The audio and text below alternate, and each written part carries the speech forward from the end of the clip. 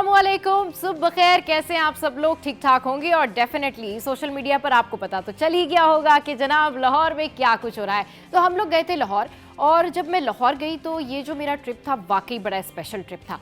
एक तो मेरे लिए इसलिए स्पेशल ट्रिप था क्योंकि जब मैंने ये शो स्टार्ट किया तो मुझे ऑलमोस्ट ऐसे बहुत सारे अप्रिसिएशंस आ रहे थे, लेकिन जब आपका अपना इदारा आपको अप्रिशिएट करे, जब आपकी टीम आपके साथ अच्छा काम करे, आपके प्रोड्यूसर और आपकी टीम मेंबर्स, आपके कैमरामैन सब मिलकर काम करें और ढेर सारी अप्रिसिएशन मिले, तो फिर जो है ना कहीं जाकर कोई अवार्ड वसूल करने का मज़ा ही अलग होता है। जी हाँ, तो सबसे पहले तो आज मैं आपको बताना चाहूँगी कि मैं लाहौर गई थी और वहाँ पर बहुत ज़्यादा मज़ा आया। मौसम भी आपके साथ में शेयर करूँगी, लेकिन कुछ यादें, कुछ मेमोरीज़, कुछ फन टाइम्स जो कि सारे सफ़र में भी रहा साथ में, और जो सारी चीज़ें वो मैं आपके साथ में शेयर करूँगी। लेकिन उससे पहले मैं आपको बताऊँ कि हमारे जो सिटी न्यूज़ नेटवर्क है उसकी एक रिवायत है कि जो भी हमारे टोटल जितने भी नेटवर्क के शोज़ होते हैं, प्रोग्राम्स होते हैं, उनमें जो भी, वैसे तो सारे शोज़, सारे प्रोग्राम्स ही बहुत अच्छे होते हैं, लेकिन उसमें जो भी उनको बेस्ट शोज़ होते हैं, बेस्ट लोग होते हैं, उनको डेफिनेटली अवार्ड मिलता है ताकि तमाम लोगों को जो है वो अप्रिशिएट किया जा सके, उनका कॉन्फिडेंस जो है वो हाई किया जा सके। ये है थोड़े से ग्लिम्पसेस, थोड़ी सी चीज़ें, लेकिन इसकी डिटेल जो है वो डेफिनेटली आगे आने वाले दिनों में आप देखेंगे और आपको पता लगेगा कि कितनी ज़बरदस्त जो है ये तकरीब रही। अच्छा जनाब, वहाँ पर जब हम लोग बैठे हुए थे तो हमारे साथ सिटी 21 के एंकर्स, सिटी 24 के एंकर्स और बहुत सारे जो सिटी न्यूज़ नेटवर्क के सारी फैमिली है ना, इसमें वो मौजूद थी। तो ज़रा देखिए ये मोमेंट कि वहाँ पर क्या कुछ हुआ और लोगों ने कैसे एंजॉय किया और कैसे सेलिब्रेट किया अपनी जीत को। चलिए जनाब, तो ये आपने देखिए कितने ज़बरदस्त ग्लिम्पसेस हैं, कुछ और भी मेमोरीज़ हैं, चलिए देखते हैं। अच्छा जनाब, ये जो पिक्चर है, ये पिक्चर है हमारे 24 न्यूज़ ऑफिस की, हेड ऑफिस की, और इसमें अब्रार भाई हमारे साथ हैं। ये वो रेड कारपेट पे ये मेरी पिक्चर है, ये आप देख सकते हैं। और ये वार्म वेलकम जो कि लाहौर में किया गया और बहुत ज़बरदस्त और बहुत इंजॉय किया मैंने। और बाकी मुझे लाहौर जाके जो है ना वो बहुत ज़्यादा मज़ा आया। अच्छा, लाहौर जाके तो मुझे मज़ा आया ही, और वहाँ की रोड्स, वहाँ के इंफ्रास्ट्रक्चर के बारे में तो बात करेंगी, लेकिन अगर सफ़र में आपके साथ आपके ऐसे कुलीग्स होना जो कि आपके सफ़र को यादगार भी बना दें, और आप जब उनके साथ मौजूद हो, आप जब ट्रैवल कर रहे हो, तो आप हंस के पागल हो जाएं। इतने सारे मोमेंट्स हैं मेरे कुलीग्स के जो कि मैं आपके साथ में शेयर करूँ ना तो शायद पूरा प्रोग्राम ही कम पड़ जाए। लेकिन एक जो ये मोमेंट है, ये ज़रा देखिए ये लोग कर क्या रहे हैं। मम्मा ने हंटर भी बनाया है, हंटर भी बनाया है। तुम दोनों ने पागल कर दिया पूरी फ्लाइट में, पागल हो गए। ओ भाई देख कर मम्मा ने हंटर भी बनाया है, हंटर भी बनाया है। तुम दोनों ने पागल कर दिया पूरी फ्लाइट में, पागल हो गए। अच्छा जनाब, ये हैं असर साहब जिनकी जो है वो फन टाइम्स ख़त्म नहीं हो रहे थे और ये कह रहे थे इनकी मम्मा ने जो है वो हंटर भी बनाया है। और हम लोगों ने बहुत एंजॉय किया और बहुत मज़े आए। यानी कि आप ये समझे कि अगर आप सिटी न्यूज़ नेटवर्क की फैमिली के साथ ट्रैवल कर रहे हैं, वहाँ पर जा रहे हैं, तो इट्स अमेजिंग। और ये बहुत अच्छा सफ़र रहा। और सबसे अच्छी बात ये रही कि जिस तरह से सिटी एट 10 को best show off the year का अवार्ड मिला गया, वो मेरे लिए एक बहुत बड़ी बात थी, प्रिविलेज था। इसमें पूरी टीम का मैं नाम लूँगी, फ़हद हैं, शुमाइला हैं, जावेद भाई हैं, इसके अलावा हमारे साथ अभी न्यू हमारे मेंबर ने हमें ज्वाइन किया, अमान हैं, फिर सऊद भाई हैं, आजकल उनकी थोड़ी तबीयत ठीक नहीं है, तो हमारी जो पूरी टीम है, अब्रार भाई जो हम सबको हेड करते हैं, ये सारी चीज़ें जो है ये इन्हीं लोगों की बदौलत होती हैं, तभी हम आप तक जो है वो इतना अच्छा शो लेकर आते हैं। तो आप सबका बहुत शुक्रिया। और ये जो सेलिब्रेशन है, ये सेलिब्रेशन मेरे लिए, मेरी टीम के लिए बहुत अहम रखती है। तो आपने अपनी जो सपोर्ट है, अपना जो प्यार है, वो ऐसे ही हम लोगों के लिए जो है वो कंटिन्यू करना है। अच्छा जनाब, अब हम कुछ बात करते हैं कि आजकल शादियों का सीज़न है, और शादियों के इस सीज़न में कपड़े शपड़े तो बड़े बन रहे हैं, लेकिन अभी कुछ इस तरह से भी हो गया है कि लोग कुछ अपनी डिज़ाइनिंग भी करने लगे हैं, और डिज़ाइनर जो हैं वो गोटा, किनारी, बेलें, ये सब चीज़ें जो है इसके ऊपर बहुत फोकस कर रहे हैं। तो किस तरह की गोटा किनारियाँ वगैरह चल रही हैं, क्या चल रहा है, थोड़ा सा देखें कि क्या ट्रेंड इन है। चले जनाब, ये तो ज़बरदस्ती ढोलकियाँ स्टार्ट हो गई हैं। अच्छा, वैसे आप लोगों को इसमें मिल जाए कुबरा खान तो मुझे ज़रूर बताइएगा, लेकिन पोर्ट्रेट में ज़रूर मौजूद है कुबरा खान, क्योंकि अभी जैसे उनकी वेडिंग सेरेमनी जो है वो, जो उनकी वेडिंग की जो तमाम तर चीज़ें स्टार्ट हुई हैं, इवेंट्स कह लें, वो स्टार्ट हुए, इससे पहले उनका एक पोर्ट्रेट भी सामने आया है। तो ये पोर्ट्रेट देखिए, and it's amazing, and idea भी बहुत अच्छा है। ये देखें जनाब, यहाँ है कुबरा खान और फिर उनके साथ हैं गौहर, और ये एक पोर्ट्रेट है। और इस पोर्ट्रेट से मुझे भी एक पोर्ट्रेट याद आ गया जो हमारे शो पे एक स्केच आर्टिस्ट ने बना के दिया था, एंड इट्स न्यू आइडिया, और ये बड़ा ज़बरदस्त है। ये वाकई दोनों जो है वो बड़े प्यारे भी लग रहे हैं। और ये जैसे इनकी सेलिब्रेशन स्टार्ट हुई है तो उसके बाद फिर ये पोर्ट्रेट जो है सामने आया है और लोग इसको काफ़ी ज़्यादा पसंद कर रहे हैं और लोग इसके ऊपर जो है वो कुबरा खान को बहुत सारी बेस्ट विशेस भी दे रहे हैं।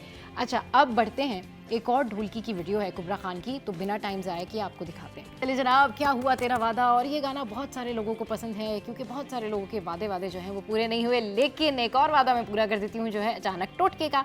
तो अचानक टोटका जो है आज मेरे पास क्या है जनाब, ये मेरे लिए भी आज सरप्राइज़ है कि मैं आपको क्या टिप देने जा रही हूँ। और ये टिप जो है इट्स ऑल अबाउट कि आपका जो गला है वो कैसे ठीक रह सकता है। तो जनाब टोटका ये है कि लौंग और शहद खांसी के लिए आपने क्या करना है कि मौसर टोटका है, लौंग को पहले भूनकर पीस लें, फिर 3 से 4 आधा चम्मच लौंग पाउडर 1 चम्मच शहद में मिलाकर दिन में 3 से 2 बार लें।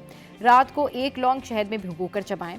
ये इससे आपको फ़ायदा ये होगा कि ये गले की खराश और खुश्क बलगम वाली खांसी और नज़ला ज़ुकाम के लिए जो है वो मुफीद है। तो आप ये कर सकते हैं कि ये आप ज़रूर टोटका कीजिएगा। और ये जितने भी टोटके होते हैं ना, इसका फ़ीडबैक आपने हमें देना है और बताना है कि भाई ये कितने बेहतर टोटके हैं और ये किस तरीके से काम करते हैं। तो टोटका हो गया जनाब, लेकिन अभी है बहुत सारा शो बाकी। आज करेंगे स्किल डेवलपमेंट पर बात, 2025 में जो स्किल्स हैं वो क्या क्या हैं, इसके अलावा दीगर भी बहुत सारी चीज़ें जो आके आपके साथ में शेयर करेंगे, और city updates and top stories जिस पे ज्वाइन करेंगे हमारे सीनियर रिपोर्टर्स। तो आपने कहीं नहीं जाना, हमारे साथ रहना। Stay with us, keep watching City at 10।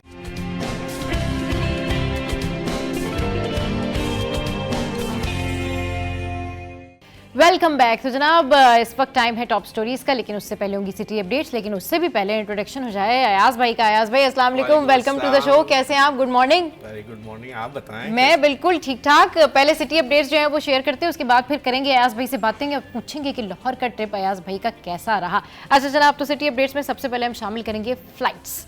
तो फ्लाइट्स का जो शेड्यूल है वो इस तरह से है, लेट्स ही देख लेते हैं कि आज कौन सी फ़्लाइट जो है वो कैंसिल हुई और कौन सी फ़्लाइट टाइम पर है। तकनीकी और ऑपरेशनल वजूहात के बायस आज कराची से रवाना होने वाली 7 परवाजें मनसूख हैं। कराची से लाहौर सरीन एयर ER 522 524 मनसूख हुई। फिर कराची से इस्लामाबाद सरीन एयर ER 502 मनसूख हुई। कराची से लाहौर एयर सियाल की परवाज़ PF 145 मनसूख हुई। कराची से इस्लामाबाद एयर सियाल की परवाज़ PF 123 मनसूख हुई।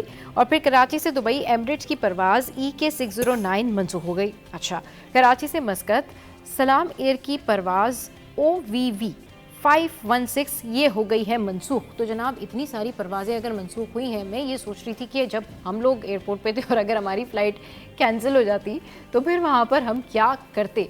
तो जनाब ये मैंने आपके साथ में शेयर किया है फ़्लाइट शेड्यूल। अब कुछ आ जाते हैं हम कि आज आपने क्या पकाना है, दालें या मुर्गी। तो पहले दालों के रेट जान लेते हैं। दाल मूंग, स्टार्ट करते हैं दाल मूंग से। दाल मूंग जो है वो है 409, दाल चना है 369, फिर दाल मसूर है 295, दाल साबुत मसूर है 279, दाल माश है 525, वाइट चना है 369, ब्लैक चना है 299, रेड लोबिया है 600, वाइट लोबिया है 409।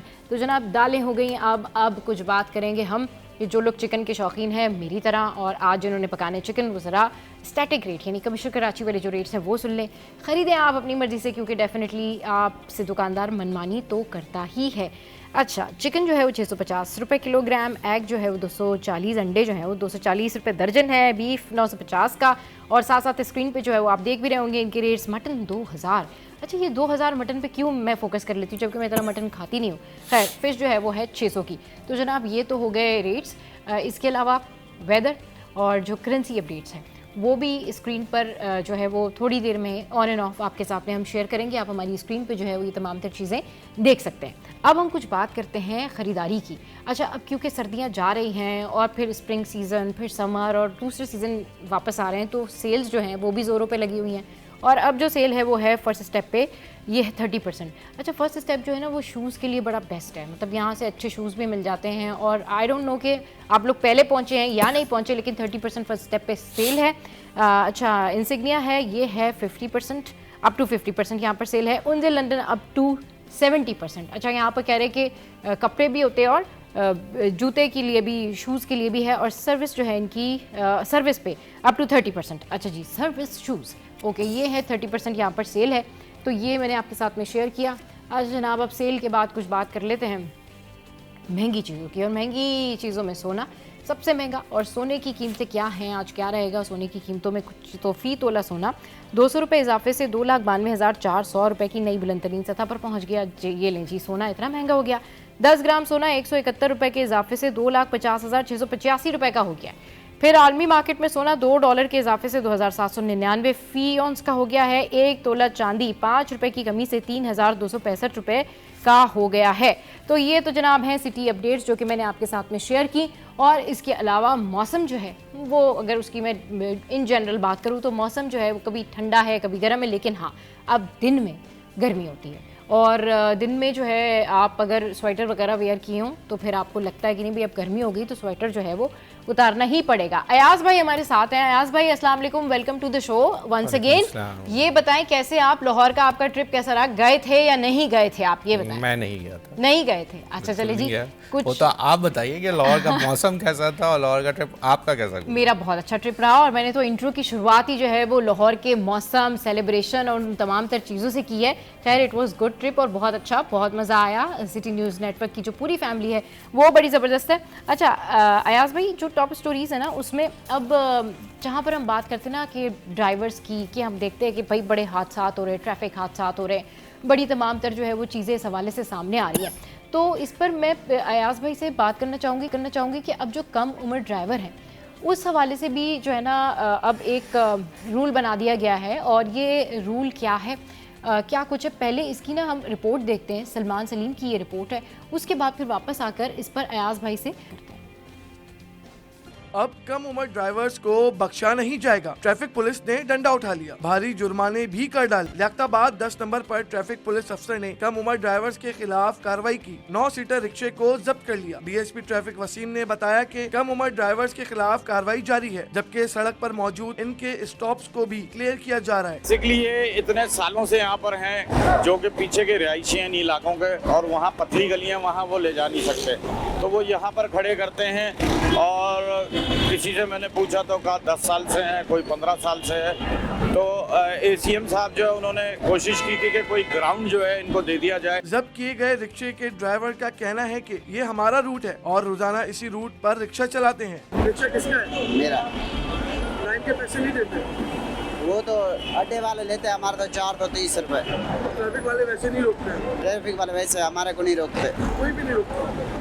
बच्चे बैठ जाते तो उनको रोक लेते, हमारे को कभी नहीं रोका। शहरी कहते हैं कि ट्रैफिक का दबाव ट्रैफिक पुलिस की नाकिस कारकर्दगी के बाइस होता है। 9 सीटर रिक्शा से रिश्वत वसूली करके इन्हें चलने की इजाजत दे दी जाती है। ट्रैफिक वाली जितनी भी चौकियां हैं यहाँ पर, इन सबके भत्ते बने हुए हैं।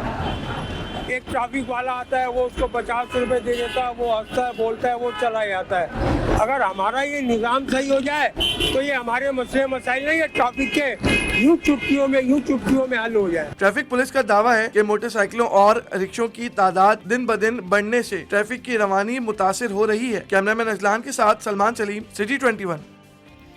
तो जनाब आपने ये रिपोर्ट देखी और सलमान सलीम ने डिटेल इसके ऊपर रिपोर्ट बनाई है। इसकी इनसाइड स्टोरी क्या है, ये क्या इम्प्लीमेंटेशन है, क्या कहा है सीएम सिंध ने? अयाज भाई ज़रा बताइए कि इसकी डिटेल्स क्या हैं। एक तो मुझे ये बात ही नहीं समझ में आ रही, कम उम्र ड्राइवर है ही क्यों? मतलब उसको तो ऑब्वियसली 18 साल के बाद देना चाहिए ना कि कोई रिक्शा चलाए या बाइक चलाए। वो तो कह रहे 10-15 साल के बच्चों का भी वो तो जिक्र कर रहे हैं।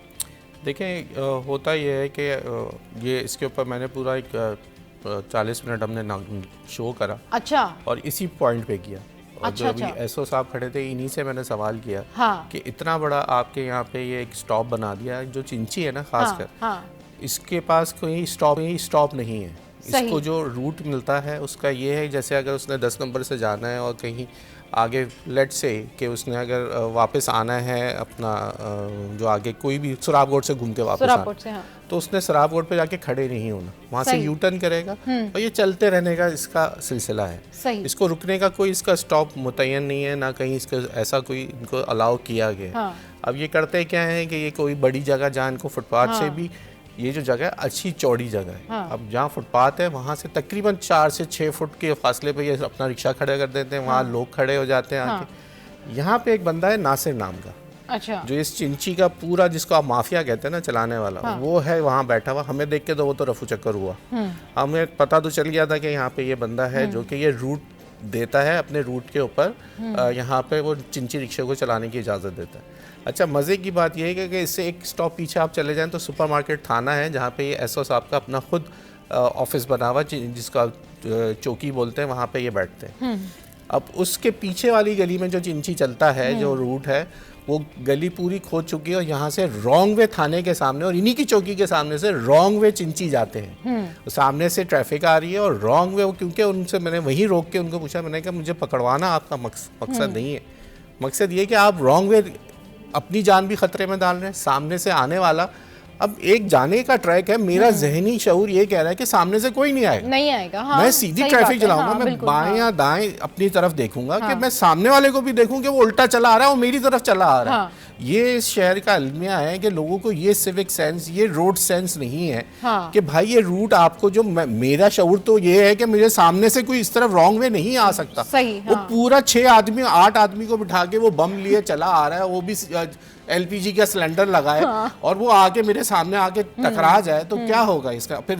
अच्छा, मजे की बात, इस शहर के अंदर इतना जबरदस्त लोगों का जो है ना, आप दिमागी आप वो देखें कि गाड़ी वाला जो है वो कल्प्रेट है और वो बेचारा है सामने बाइक वाला, हाँ, रिक्शे वाला, और पैदल चलने वाला, चाहे वो गलती उनकी हो, हाँ, कल्प्रेट गाड़ी वाला, क्योंकि उसके पास गाड़ी है, उसके पास, हाँ, क्यों है गाड़ी क्यों है, वो जो मसला ये है सारा कि कल्प्रेट हमेशा गाड़ी वाला, चाहे बाइक वाले की गलती हो या ना हो, वो ये नहीं देखते कि वो किस तरह सिर्फ टायर निकलने वाली बात है और उसके बाद जो यूं चल रहे होते हैं वो किसी को नजर नहीं आ रहा। सही, जो यंग बच्चे हैं उनके अंदर मसला ये है कि वो उस चिंची को भी अपनी गाड़ी समझ रहे होते हैं या स्पोर्ट्स कार समझ रहे होते हैं, सही, वो आपस में रेस लगा रहे होते हैं, इसके बाद हादसात होते हैं। और खासकर मैंने ये जरूर देखा है कि चिंची में आप देखिएगा बुजुर्ग अफराद आपको ज्यादा नजर आएंगे, क्योंकि बसेस जो हमारी पुरानी जो नॉर्मल बसेस हैं उनका स्टेप बहुत ऊंचा है, वो बसेस का जो चढ़ना उतरना वो स्टेप, हाँ, नहीं चढ़ा जाता बस में, चढ़ना उतरना उनके लिए बहुत मुश्किल होता है, वो इसलिए वो प्रेफर करते हैं कि वो चिंची में सफर करें। और चिंची का दूसरा सबसे बड़ा फायदा लोगों को ये हुआ, जो मैंने इसमें अब देखा, कि चिंची आप लोगों के जो छोटे इलाकों में डोर स्टेप पे मिल रहा है उनको, तो बिल्कुल उनके घर के पास से चिंची का रूट जा रहा है, हाँ, घर से उठा रहा है, घर के पास छोड़ रहा है, और रिक्शे और उनको चलने फिरने की जो इसको कामयाब हुआ ना, ये इस शहर में जो चिंची की कामयाबी का सबसे बड़ा जो, हाँ, जो कहते हैं ना कि जो एक फिनोमिना है वो ये है कि वो आपके डोर स्टेप पे, आपकी गलियों में, आपके ऐसी रूट्स पे चल रहा है जहाँ पे बस और बड़ी ये चीजें नहीं जाती, तो ये कामयाब हो गए, इनके रूट लंबे, हाँ, तो ये ऐसी जगह जा रहे हैं जहाँ बस नहीं है, जहाँ उनको बस पे आने के लिए कोई ट्रांसपोर्ट चाहिए थी, तो अब तो वो ट्रांसपोर्ट उनको उनके मंजिल पे पहुंचा रही है, सही। तो चिंची एक तो इसलिए इस शहर में कामयाब हुआ, हाँ, अब मसला ये हो कि इस शहर के चलाने वाले जितने भी हैं वो इस शहर के नहीं है, हाँ, चिंची जो चला रहे हैं, हाँ, वो अंदरूने निचले जो आपका लोअर पंजाब है, वहाँ से आए हुए माइग्रेटेड लोग हैं, जो जिसको हम कहते हैं ना मिनी पाकिस्तान। सबसे ज्यादा लोग जो मैंने जिनसे बात करी या कुछ किया, वो पूछा उनसे वो कहाँ से आए, तो ज्यादातर जो है वो लोअर पंजाब के लोग आके यहाँ चिंची चला रहे हैं, सही। अच्छा, वहाँ मुझे 2-3 फैमिलीज भी मिली, मैंने उनसे पूछा कि आप ये शहर, पंजाब में पहले ये ट्रेंड आया था चिंची, तो कहते ये जिस तरीके से हम यहाँ कराची में ये चिंची का सिलसिला देख रहे हैं, ऐसे कहीं पंजाब में भी नहीं चलते हैं, वहाँ तरीके से चलते हैं, हाँ, इनकी जगह मुख्तस है और वो आराम से वैसे ही जाते हैं, लेकिन यहाँ तो इनका कोई देखने वाला नहीं है, वो रैंडमली मुझे मिल गई एक फैमिली जो चिंची में बैठी हुई थी। तो ये तो इस शहर का अलमिया है और यहाँ ये हालात हैं। अब किसको अब दोष दें कि ये जो माफिया चलाने वाली है, जो बंदा था उसको पकड़े, ट्रैफिक पुलिस को पकड़े। ट्रैफिक पुलिस इसमें ये नहीं है कि वो बिल्कुल पाक साफ है, वो शामिल है। हमें देख के वहाँ पुलिस वाले खड़े हुए थे जो हमें देख के एक्टिव हो जाते हैं, फिर उनको भगाना शुरू कर देते हैं। वो बेचारे भी कितना करें, वो एक संतरी लगाया वो बेचारा डंडी लेके उनको भागा, वो कहता है हाँ, वो सुनते भी नहीं है, उसके साथ ही दोनों मिलके मावा खा रहे होते हैं। यहाँ पे ये तो सिलसिला है उनकी आपस में पूरा दिन रोज की ड्यूटी। बिल्कुल ठीक कह रहे हैं। हमारे जो निज़ाम है ना वो इसी तरह का निज़ाम है और समझ में नहीं आता कि ये निज़ाम कब खत्म होगा, क्योंकि लोगों को ना एजुकेट करना बड़ा ज़रूरी है। अच्छा जनाब, आजिज़ भाई ने हमें ज्वाइन कर लिया है। आजिज़ भाई अस्सलाम वालेकुम, वेलकम टू द शो। और आजिज़ भाई ने हमें क्यों लेट ज्वाइन किया है, इसके पीछे क्या कहानी है और इसके पीछे क्या क्या है और इसके इम्पैक्ट क्या होंगे, ये जानेंगे हम इस ब्रेक के बाद। स्टे विद अस।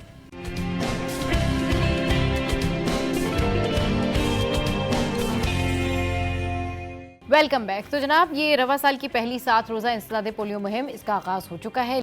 अच्छा जनाब, ये जो पोलियो वर्कर्स होते हैं ये इसी तरीके से इतनी मुश्किलात से ये जाते हैं और इस पे जो वो आशिक हुसैन है, डॉक्टर एक हैं, उन्होंने एक रिपोर्ट भी तैयार की है। मैं चाहूँगी कि थोड़ी देर में ज़रूर वो चलाएं, उनका क्या मौक़िफ़ है वो भी सामने आना चाहिए। आजिज़ भाई इस वक्त हमारे साथ यहाँ मौजूद हैं और उनसे जानते हैं।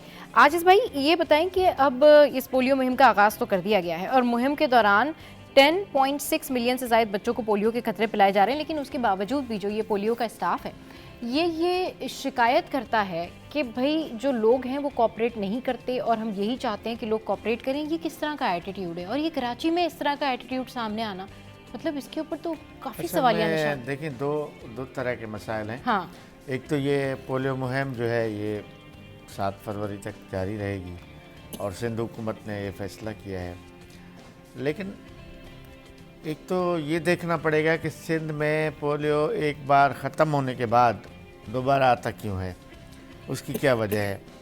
उसकी वजह भी सिंध में जो माइग्रेशन है, जो बाहर से आने वाले लोग हैं, वही है। अच्छा, जितने भी नए केस डिटेक्ट होते हैं, हाँ, वो या तो वो बच्चा जो है माइग्रेट करके अफ़गानिस्तान से आ रहा होता है, एपी से आ रहा होता है, या पंजाब से आ रहा होता है। सही, यानी जेन्युइन यहाँ का बच्चा नहीं है वो। सही। अच्छा, वहाँ उसने जो बच्चा पैदाइश हुआ वहाँ किसी ने कतरे पिलाए नहीं पिलाए, कुछ पता नहीं। सही। अच्छा, एक तो फिर यहाँ ये जो आपने मसला बताया ना, ये ज़्यादातर कराची के लोग नहीं हैं जो पोलियो के कतरे पिलाने पे मसला कर रहे हैं। हाँ। ये वही बाहर के लोग हैं जो एक तो पोलियो बाहर से बच्चों को लेके आते हैं, हाँ। और फिर यहाँ पोलियो के कतरे पिलाने पर भी स्टाफ के साथ प्रॉब्लम्स कर रहे हैं। लेकिन इस बार ये जो पोलियो का फैसला हुआ था, हाँ। वज़ीर आला सिंध की ज़ेर-ए-सदारत इजलास में, उसमें ये तय किया गया था, ऑल डिप्टी कमिश्नर्स भी ऑनलाइन मौजूद थे उस मीटिंग में, पूरे सिंध के डिप्टी कमिश्नर्स। उनको ये कहा गया था कि अगर कहीं कोई रुकावट आ रही है, अगर कोई मसला आ रहा है, तो उन लोगों को अरेस्ट किया जाएगा। यानी डिप्टी कमिश्नर्स की ये जिम्मेदारी लगाई गई थी कि अगर कहीं किसी इलाके में लोग मसला कर रहे हैं। अच्छा देखिए, मसाइल भी 2-3 तरह के हैं। एक तो ये जो अभी वो बताया भी है उन्होंने कि किस तरह की इनको हर्डल्स होती हैं और क्या होता है, वो अभी थोड़ी देर में हम आपके साथ में जो है वो शेयर करते हैं। एक तो ये लोग जो रेजिस्ट करते हैं हाँ, पिलाने में, एक बड़ा मसला। हाँ, तंग करते हैं पोलियो स्टाफ को, ख़ासतौर पे ख़वातीन है। हाँ, यहाँ तो खैर कराची में फिर भी पुलिस इनके साथ होती है, सही। लेकिन हमारे देही इलाकों में पुलिस भी नहीं होती। सही। वहाँ तो कई वाक़यात हो चुके हैं। हाँ। मतलब एक पोलियो वर्कर के साथ जिनसी ज़्यादती का वाक़या माजी में रिकॉर्ड हो चुका है। हाँ। तो ऐसे कई वाक़यात हो रहे हैं। तो मेरा ये ख्याल है, हालांकि ये पोलियो वर्कर अजीम काम कर रहे हैं, बिल्कुल बहुत अजीम काम कर रहे हैं, और इस पे बड़ा फोकस करने की ज़रूरत है कि इन लोगों के साथ आप कोऑपरेट करें। ये मुझे बड़ी हैरत हुई आजिज़ भाई जब मैंने ये सुना कि जी कराची में इस तरह के मामलात हैं, तो बड़ी हैरत हुई। एक मजहबी एलिमेंट भी मौजूद है। हाँ। इसमें अगर देखा जाए, हाँ। हालांकि जो वो उसमें भी वो लोग इन्वॉल्व हैं जो बुनियादी तौर पे कराची के नहीं हैं, मुख्तलिफ मसाजिद में। हालांकि ये कुछ साल पहले ये बाकायदा कैंपेन चलाई गई थी, मसाजिद से भी ऐलान करवाए गए थे कि पोलियो के कतरे हर बच्चे को पिलाए जाएँ। मेरा ये ख्याल है इसके SOP में एक बात ये शामिल किया जाए, सिंध में ख़ास तौर पे, या कराची की अगर हम बात कर रहे हैं, सूबा सिंध के दारुल खिलाफा कराची की बात कर रहे हैं, तो यहाँ हर इलाके के मस्जिद में ये बात SOP में शामिल किया जाए कि वो मस्जिद का जो मौलाना साहब हैं, जो ख़तीब हैं, वो मस्जिद से ऐलान करे कि अपने इलाके में जो पोलियो के कतरे नहीं पिलाएगा, जो रेजिस्ट करेगा, उसके ख़िलाफ़ कार्रवाई की जाएगी। थोड़ा सा लोगों में खौफ पैदा हो। हाँ। तो लेकिन बुनियादी तौर पे ये सारा गैर कानूनी काम है। ये जो लोग कर रहे हैं, ये इनके पास कराची का शनाख्ती कार्ड ही नहीं है। अच्छा, मैं आपको हैरतनाक बात बताऊं, हाँ। यहाँ तो लाखों लोगों के तादाद कराची का शनाख्ती कार्ड मौजूद नहीं है। हम तो सिर्फ अफगान बस्ती की बात कर रहे हैं, लेकिन डिफरेंट एरियाज़ हैं। सिर्फ सोराब गुट का इलाका नहीं है, ये कायदाबाद से लेके कोरंगी इंडस्ट्रियल एरिया तक, या कायदाबाद से लेके गुलशन हदीद तक, हाँ। या अगर उस तरफ हम वेस्ट में या कैमाड़ी में जाएं, तो ये सारे लोग जो या तो अफगान एलिमेंट की वजह से यहाँ पे मौजूद हाँ। हैं, या मतलब बहरहाल रोजगार के माइग्रेट करके यहाँ आने वाले लोग हैं, जो हमारे पास और बहुत सारे मसाइल पैदा कर रहे हैं। क्राइम में 70% से ज़्यादा ये लोग हैं। अब ये तो पुलिस कह रही है, हम नहीं कह रहे हैं। हाँ। पुलिस कह रही है कि जो अफगानी है ये एलिमेंट, ये डकैती में, मोबाइल स्नैचिंग में, ये लोग मुलविस हैं। अब पोलियो का भी आप अगर इसको चूंकि लोग इन्वेस्टिगेट नहीं करते, लेकिन आप इन्वेस्टिगेट करेंगी तो आपको वही लोग मिलेंगे, वही अनासर मिलेंगे जो क्राइम में मुलविस हैं और वही पोलियो को पोलियो बिल्कुल। अयाज भाई हमारे साथ मौजूद हैं। अयाज भाई बड़ा ज़बरदस्त पॉइंट जो है वो रेस किया आजिज़, और आजिज़ भाई ने ये बड़ी ज़बरदस्त बात बताई कि कराची में जो पोलियो मुहिम चल रही है और उसमें ये खबर जब सामने आती है ना कि किसी ने पोलियो के कतरे पिलाने से इनकार कर दिया, तो उसमें जो अफ़गानी हैं, ये जो कराची के लोग नहीं है, गैर मुकामी लोग जो हैं वो बहुत ज़्यादा इन्वॉल्व हैं और यही लोग क्राइम में भी इन्वॉल्व हैं। तो मेरे ख्याल में फिर ये तो एक जो कराची वालों का ओवरऑल एक परसेप्शन सामने आया ना कि हर बंदा ये कह रहा है कराची में ऐसा कैसे हो सकता है, क्योंकि हमारे यहाँ जो भी है, लेकिन इन दी एंड लोगों को इतनी एजुकेशन तो है कि आपने पोलियो के कतरे पिलाने। चले जी, पहले ये एक आपको दिखाते हैं ये रिपोर्ट, फिर उसके बाद जो है वो अयाज भाई से डिस्कस करते हैं। ये रिपोर्ट देखिए।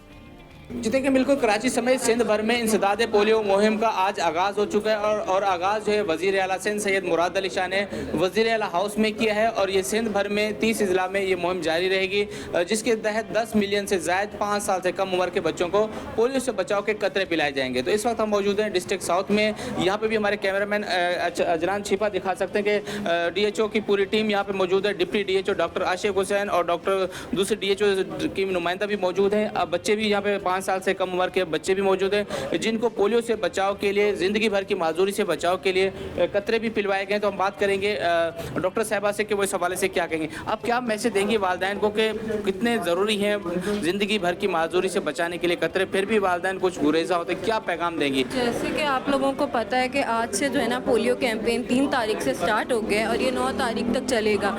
आप लोगों को पता है कि 70 से ज़्यादा केसेस हो गए हैं पिछले साल, ठीक है। तो हमारी ये जिम्मेदारी बनती है कि हम जो है ज़्यादा से ज़्यादा लोगों को मोटिवेट करें कि वो पोलियो वैक्सीन की तरफ आएँ और लगवाएं। ये ना करें कि हमारे जो लोग हैं, हम लोग सब विज़िट करते हैं डोर टू डोर और लोग मना कर देते हैं कि नहीं अभी नहीं, अभी आप लोग चले जाएं। आप लोगों को पता है कि हम लोग कितनी एफ़र्ट करते हैं, हमारे डॉक्टर्स में समेत हमारी पूरी टीम होती है, हमारे DHO साहब होते हैं, हमारे डॉक्टर राजकुमार, फिर डॉक्टर आशिक हुसैन शाह, ये लोग सब मौजूद होते हैं। फील्ड्स में हम लोग जाते हैं, फिर भी हमें बहुत दफ़ा जो है पेरेंट्स मना कर देते हैं। हमारी ये रिक्वेस्ट है कि हमें मना ना किया जाए, हमें रिफ्यूज़ल ना दिया जाए। हमारी बहुत कोशिश होती है कि आप लोग लगवाएं, ठीक है, इसको पिए, ताकि केसेस जो हैं, जैसे आपको पता है पाकिस्तान और अफगानिस्तान में केसेस बढ़ रहे हैं, ताकि केसेस कम हो सके। ये हमारी रिक्वेस्ट है कि पेरेंट्स प्लीज़ मना ना करें नेक्स्ट टाइम। बहुत शुक्रिया। इसके साथ साथ हमारे साथ मौजूद हैं डिप्टी DHO डॉक्टर आशिक हुसैन जो कि यहाँ डिस्ट्रिक्ट साउथ के हैं। इनसे भी पूछेंगे कि इस हवाले से क्या कहें। सर, सबसे बड़ा ज़िला है आपका कराची का, डिफेंस ये बड़े इलाके भी आते हैं, क्या पैगाम देंगे तमाम लोगों को कि ज़िंदगी भर की माजूरी से बचाने के लिए कतरे तो लाजमी पिलवाएं, टीमों के साथ भी ताउन करें, क्या पैगाम देंगे? थैंक यू वेरी मच आप लोगों को आने का, क्योंकि ये देखो एक नोबल और एक काज है। सब मिल के जब हम इस जंग से लड़ेंगे तब हम अपने बच्चों को जो पैदाइश से लेके 5 साल की उम्र तक इनको पोलियो कतरे पिलाना ज़रूरी है कि ताकि ये अपनी ज़िंदगी एक भरपूर अंदाज में गुजार सकें और ज़िंदगी जिसकी वजह से इनके अपाज हो जाते हैं उससे बच सकें। आपसे, मीडिया से, तवज्जुह से और तमाम लोगों को हमारी गुजारिश ये है कि इस कैंपेन में भरचढ़ करके हिस्सा ले लें और ताकि हम अपना टारगेट पूरा कर लें और पैदाइश से लेके 5 साल की उम्र तक बच्चे सब कवर हो जाएं। Thank you. चले जी, तो ये आपने देखा कि क्या कंसर्न है डॉक्टर्स के भी और जो वहाँ पर अमला है वो किस तरीके से रिक्वेस्ट कर रहा है। तो पोलियो मुहिम का आज दूसरा दिन है और ये 3 तारीख से जो वो स्टार्ट हुई है और इसके ऊपर बाज़ाब्ता तौर पर जाकर हमारे जो कॉरेस्पॉन्डेंट हैं उन्होंने रिपोर्ट तैयार की और ये जानने की कोशिश की कि क्या कह रहे हैं जो है ना वो डॉक्टर्स। अच्छा जनाब, इसके अलावा हमारी स्क्रीन पर जो है वो वेदर अपडेट साथ साथ चल रही है, तो आप जान सकते हैं कि आज दिन भर में वेदर कैसा रहेगा। अयाज भाई, अब आपने ये रिजर्वेशंस भी सुन लिए होंगे, लेकिन थोड़ी सी जो एक तसल्ली होती है ना वो मुझे ये हुई कि जब आजिज़ भाई ने हमें ये बात बताई कि इसमें मुकामी लोग शामिल नहीं हैं। What do you comment on that? देखिए, मैं ये बात बिल्कुल तायद करता हूँ, बिल्कुल सही कह रहे हैं इस वक्त आजिज़ भाई की जो बात है कि ये मुकामी लोगों में नहीं है वायरस। वायरस बाहर से हमारे आ रहा है। सबसे पहले हमें अपने बॉर्डर्स को जो है वो इस चीज़ के ऊपर अगर आ रहे हैं हमारे यहाँ बॉर्डर से अफगानिस्तान, खासकर मैं खुला साफ लफ्जों में कहता हूँ, अगर उनको आना भी है और ये बॉर्डर में वो लोग जैसे हम एयरपोर्ट्स पे देखते हैं, एकदम हमारे पिछले कई सालों में जब बड़ों ने, मैंने खुद जब इंटरनेशनल ट्रैवल किया तो मैंने कतरे पिए हैं एयरपोर्ट पे पिए हैं। उसके बगैर, वो कार्ड के बगैर आपकी एंट्री नहीं थी। मुझे हालांकि दूर नहीं, मैंने तो यूएई जाना था। अच्छा, दुबई जा रहा था मैंने, उन्होंने उस वक्त आपके ऊपर ट्रैवल जो है एडवाइजरी लग गई थी, पोलियो का कार्ड आपके साथ पासपोर्ट पे होना चाहिए। सही। तो अब बात ये, जब 70 केसेस जो है अलार्मिंग है पिछले साल के, तो हमें इन चीज़ों को लाजमी, अब एयरपोर्ट्स के ऊपर भी अभी भी काउंटर मौजूद है, लेकिन ये स्टोरी भी हमने देखी कि वहाँ पे अब अमला मौजूद नहीं होता। सही। तो हमें इन चीज़ों के ऊपर बिल्कुल जंगी बुनियाद पे काम करना है, ताकि हम दुनिया में इस चीज़ का भी हम पे एक इल्ज़ाम ना आ जाए कि हमने पोलियो वायरस दुनिया में फैलाने वाले मुल्क बन गए, जबकि हम ये बात बाहा कह रहे हैं कि हमारे पड़ोसी मुल्क अफगानिस्तान से ये वायरस हमें इंपोर्ट हो रहा है, हमारे पे ये थोपा जा रहा है। दूसरी चीज़, हुकूमत को एक जो करने वाला इकदाम है इसके साथ, ये बहुत अच्छा काम है कि ये मुहिम चलती है। अब मुझे एक आदमी मिला जो सब्जी मंडी का रिहायशी था, पख्तून बोलने वाला था, दोनों पारों से माजूर था। सही। मैं समझा वो मैं मांगने वालों के ऊपर मैं प्रोग्राम करना चाह रहा था, तो उसने कहा मैं मांगने वाला नहीं हूँ, तस्बीहां सीधी कर रहा था। अच्छा। मैंने सबसे पहले से पूछा था आपके माजूरी कैसे, कि मैं पोलियो का हुआ। तो मैं वही उससे मैंने कहा कि आपको अब अंदाजा हुआ कि ये पोलियो का कतरे ना पीना, और आप ये फिर बात अपनी कम्युनिटी में बताते हैं। तो कहते हैं मैं एक एक को ये पकड़ता हूँ। हुकूमत को अब ये चाहिए कि ऐसे लोग जो इस वायरस से शिकार हैं, उनको वो अपना फोकल पर्सन बनाए, और वो इलाकों के अंदर, जिन इलाकों में वो रहते हैं, उनकी जिम्मेदारी ये लगा दें, उनको ये वाली अगर आप जॉब दे दें, तो वो बेचारा टोपी, तस्बीह और इतर बेच रहा है तारक रोड पे बैठ, अगर वो उसको सरकार इस काम पे लगा दे कि वो उनके लिए पोलियो की एक फोकल पर्सन इलाकों में बैठ के वो टीमों के साथ चला जाए, तो वो ज्यादा यूजफुल हो सकता है इस कम्युनिटी के लिए, इस वायरस की जंग के खिलाफ।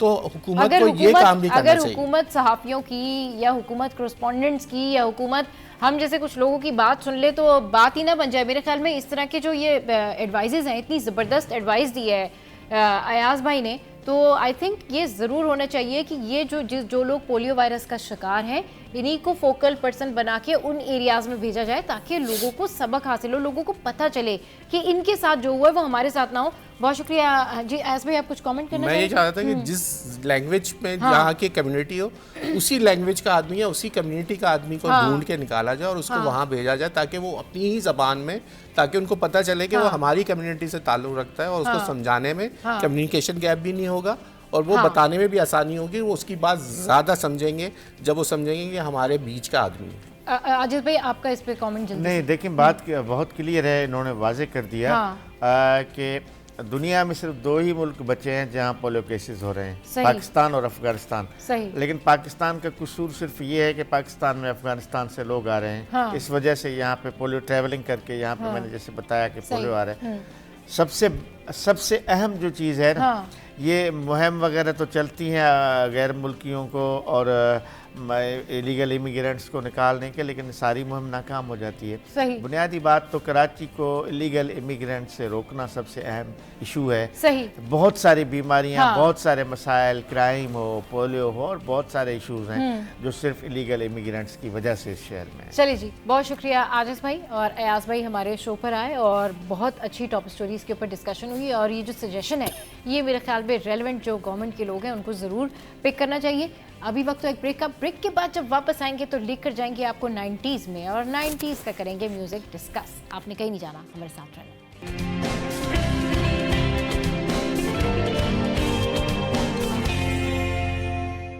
तो जनाब, वेलकम बैक। और आज जो है वो सुबह हम आपको मिलवाते हैं एक ज़बरदस्त सिंगर से। नाम है इनका ज़ैद इकबाल, और स्पेशलिटी क्या है ये तो आप खुद ही देखेंगे जब ये गाएंगे। ज़ैद, वेलकम टू द शो। कैसे हैं आप? शुक्र लगा, पता है मैं बिल्कुल ठीक ठाक। ये बताएं क्या चल रहा है सिंगिंग में आजकल, कहाँ कहाँ कॉन्सर्ट, क्या क्या गाने शाने गाए जा रहे हैं? कब से, पहले तो ये ज़रा एक रिवायती सवाल का जवाब दे, कब से आपने ये सिंगिंग जो है वो स्टार्ट की? सिंगिंग तो मैं मैट्रिक के बाद से, मतलब मैट्रिक में था मैं उस टाइम पे, मैंने स्टार्ट कर दी थी एज अ शौक के तौर पे। अच्छा, शौक के तौर पे। वो स्कूल में ही मैं करता था परफॉर्म, क्योंकि मेरे हेड सर जो थे वो खुद जो है ना वो बहुत बड़े परफॉर्मर थे, और शौक भी था उनको, तो मुझे उनसे शौक बहुत ज्यादा लगा। और उन्होंने मुझे सपोर्ट भी बहुत किया। तो बाबा ने सीखा भी था या फिर आपने कहा बस ऐसे ही चलो? नहीं, सीखा नहीं था और अभी तक नहीं सीखा, बस जैसे सुन के नॉर्मली। अच्छा, चलें जी, सुनते क्या स्पेशलिटी है ज़ैद की? ठीक। अच्छा, सुनाएं आप, कौन सा सॉन्ग सुना रहे हैं? वो आपने सुना होगा कैफी खलील का ना, कहानी सुनो। अच्छा, वैसे ये गेटअप भी उन्हीं की तरह का किया हुआ आपने? कोई खास कोई इंस्पिरेशन है कैफे खलील से? नहीं, मुझे इंस्पिरेशन है सोनू निगम से। सोनू निगम से? लेकिन आप लग रहे कैफे खलील की तरह ही हैं। मतलब आप वो, मुझे अब समझ में आई है। चले, फैन है आप उनकी या नहीं? फैन है, बिल्कुल है। तरह से आप गा रहे हैं ना ज़ैद, मुझे वाकई लग रहा है आपको प्यार हुआ था। है अभी चल रहा है? नहीं था। अच्छा, ये जो ब्रेक, अच्छा चले ये लॉजिक में पूछ लेती हूँ। सिंगर्स के ब्रेकअप के बाद उनके अंदर जो सुर आ जाता है, यानी जो उदासी और जो दर्द, और उसके बाद जो आवाज़ आ जाती है, ये इसका क्या फंडा है? ये इसका बेसिकली जो मैंने जितना जाना अपने उससे ना, तो मैं ये बताऊं कि उसके बाद उसको किसी नीड नहीं होती ना। वो बोलता बस मैं तो कहता है मैं काम पे फोकस करता हूं। इन द एंड शॉर्टकट ये है कि जब सारी फजूल चीजें खत्म हो जाती हैं ये, फिर उसके बाद कहता है प्यार वो काम पे फोकस कर लें। काम पे फोकस करते सिंगिंग बेहतर हो जाती है, तो पहले ही सिंगिंग बेहतर कर लेते, बाद में ये सारे काम कर लेते। मगर ऐसा नहीं हुआ ना। हाँ, आपने पहले क्या किया? पहले आपने किया प्यार मोहब्बत, और उसके बाद फिर आप गए सिंगिंग की तरफ। फिर सिंगिंग अच्छी नहीं हो रही, फिर जैसे ही ब्रेकअप हुआ, दर्द आया, पैशन आया, मकसद आया, और सिंगिंग जो है वो अच्छी हो गई। भाई ऐसे ही है कोई हालात? नहीं, ऐसा भी होता है, लेकिन बट ज्यादा इशू पता है क्या है? सिंगर जब बन रहा होता है ना बेसिकली, तो उस टाइम पे ना बहुत कम लोग होते हैं जो आपके साथ खड़े हो जाए। ये हकीकत है। आर्टिस्ट कोई भी हो ना, तो उसके साथ मसला ये है कि जब वो बन रहा होता है ना, तो उसके लिए थोड़ा सा इशू होता है। आते हैं जाते हैं लोग, इस तरीके से होता है। लेकिन जब बन जाता है ना, तो प्रॉपर पे बोलते हैं मैं भी इसके साथ था, मैं भी इसके साथ था, इस कामयाबी में मैं भी था, ऐसा भी था, वैसा भी था। अच्छा, आतिफ असलम के बारे में आप कुछ बात कर रहे थे। पसंद है आपको आतिफ असलम? काफी पसंद है, बहुत पसंद है। सही। तो क्या स्ट्रगल वगैरह कुछ पता है उनकी? क्या स्ट्रगल थी, क्या था वो? मतलब अभी जैसे इन्होंने बताया कि नहीं मैंने इतना कुछ प्रॉपर सीखा नहीं, लेकिन उसके बावजूद भी इतना अच्छा गा रहे हैं। आतिफ असलम का क्या जर्नी थी, थोड़ी सी बताएं। आतिफ असलम भी खुद ये बोलते हैं कि वो अपने जो ना, वो अपने उस्ताद है, वो यही बोलते हैं। आतिफ असलम खुद अपने उस्ताद है? किसी से सीखा, वो किसी से नहीं सीखा, किसी से नहीं सीखा। मतलब बॉर्न टैलेंट है ना वो। बिल्कुल सही। और देख लें आज आप क्या है। चले जी, ओके। क्योंकि बहुत सारे लोग जो हैं वो उनके बारे में कुछ और भी बातें करते हैं, और डेफिनेटली वो जब हमारे शो पर आएंगे तो ज़रूर मिलवाएंगे, क्योंकि जो है वो बड़ी कुछ शॉकिंग बातें भी होती है। लेकिन आतिफ असलम मेरे भी फेवरेट है, और डेफिनेटली मुझे लग रहा है कि ज़ैद के भी फेवरेट है। आतिफ असलम जो है बेसिकली सिर्फ पाकिस्तान में नहीं, पूरे वर्ल्ड में, पूरी दुनिया में। हाँ, ये नहीं बोल सकते आप कि सिर्फ पाकिस्तान में। इंडिया में पाकिस्तान से ज्यादा फॉलोइंग इंडिया में उनकी। इंडियंस बहुत ज्यादा क्रेजी है उनके मामले में, बहुत ज्यादा सुनते हैं। चले फिर आतिफ असलम का कोई सॉन्ग सुना दें आप।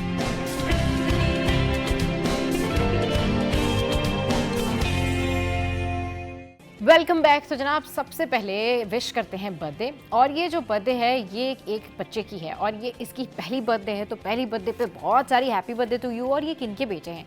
ये हैं एडवोकेट वकार के बेटे, और ये वो वकार भाई हैं जो अक्सर हमारे शो पर आते हैं, आपने इनको देखा भी होगा, दीगर इश्यूज़ पर बात करते हैं। तो वकार भाई का जो बेटा है इसका नाम है रजब अली चीमा।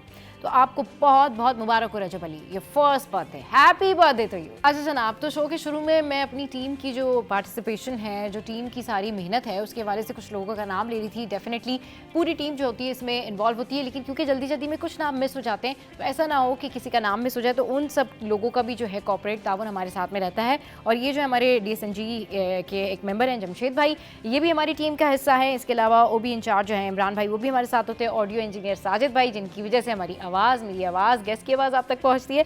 और उसके बाद जो है एक और मेंबर हैं जिनके बगैर ये सारा कुछ ही नामुमकिन है, दैट सादिया हक। वो हमारी मेकअप आर्टिस्ट है और बहुत ज़बरदस्त है। और एक और है हमारे senior producer Arqam. I guess मैं उनका नाम लेना शायद स्किप कर दिया था या भूल गई थी, आई डोंट नो, लेकिन आई गेस कि अभी सारे लोगों के जो है वो नाम आ गए हैं। सो ये सारे लोग हमारे साथ इस टीम में होते हैं। कैमरामैन है मेहंदी भाई और कमर भाई, ये सब लोग जो है हमारी टीम मेंबर्स हैं, और ये हमारी पूरी टीम है जो आप तक ये बेस्ट शो जो है वो पहुँचाती है। तो अब हमारे शो पे ज्वाइन किया है IT से रिलेटेड हम बात करेंगे कि 2025 की जो स्किल्स हैं वो कौन कौन सी हैं। तो इस पर बात करने के लिए हमारे साथ मौजूद हैं डॉक्टर इमरान बटाटा। अस्सलाम वालेकुम sir, welcome to the show. कैसे हैं आप? ठीक ठाक? अच्छा जी, तो डॉक्टर इमरान बटाटा जो हैं उनसे हम ये पूछेंगे कि भाई क्या क्या स्किल्स हैं और 2025 में क्या कुछ चल रहा है। लेकिन उनके साथ ही मौजूद है फुरकान अजीम। अस्सलाम वालेकुम, वेलकम टू द शो। कैसे हैं आप? और ये जो है डिजिटल मार्केटिंग से इनका ताल्लुक़ है, तो इन दोनों की मौजूदगी में आज हम ये पूछेंगे कि IT की दुनिया में क्या कुछ हो रहा है, लोग कैसे कैसे फ़ायदा उठा सकते हैं, और अभी 2025 की जो स्किल्स हैं, जो न्यू स्किल्स हैं, वो क्या हैं सर, प्लीज़ बताइए। Before starting, I really would like to congratulate the entire team. I just came to know about that you got like top 5 मेरा ख्याल है आप लोगों को मिला है. So it's a great achievement. Thank you. लेकिन I'm very glad to be part of this show as well. Ji. So आपने जिस बात की है, मैं कहता हूँ कि इस डिजिटल स्पेस के अंदर, क्योंकि आप देखें सुबह से के लिए शाम तक क्या हो रहा है कि हमारे पास नेगेटिविटी जो है ना सोशल मीडिया के ऊपर या मेन स्ट्रीम मीडिया के ऊपर भी काफ़ी आ रही होती है। तो मुझे लगता है कि यूथ के लिए जो बहुत वो कहते हैं ना कि टनल के सामने अगर कोई लाइट है तो इस डिजिटल स्पेस की तरफ है। और ये वो स्पेस है जिसके अंदर वो शॉर्ट कोर्सेज हैं, 4 मंथ्स 6 मंथ्स के कोर्सेज करके स्ट्रेट अवे कुछ ना कुछ अर्न कर सकते हैं।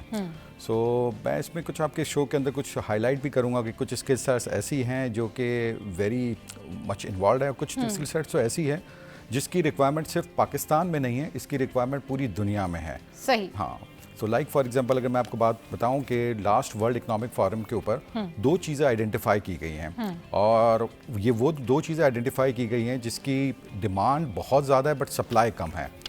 एक है जिसमें आ रहा है डेटा साइंस, ठीक है, एंड जिसके अंदर अगर आप देखें तो हमारे यूथ जो है इस डेटा साइंस के ऊपर काम करके अपनी स्किल्स डेवलप कर सकता है और डेटा साइंटिस्ट बन सकते हैं।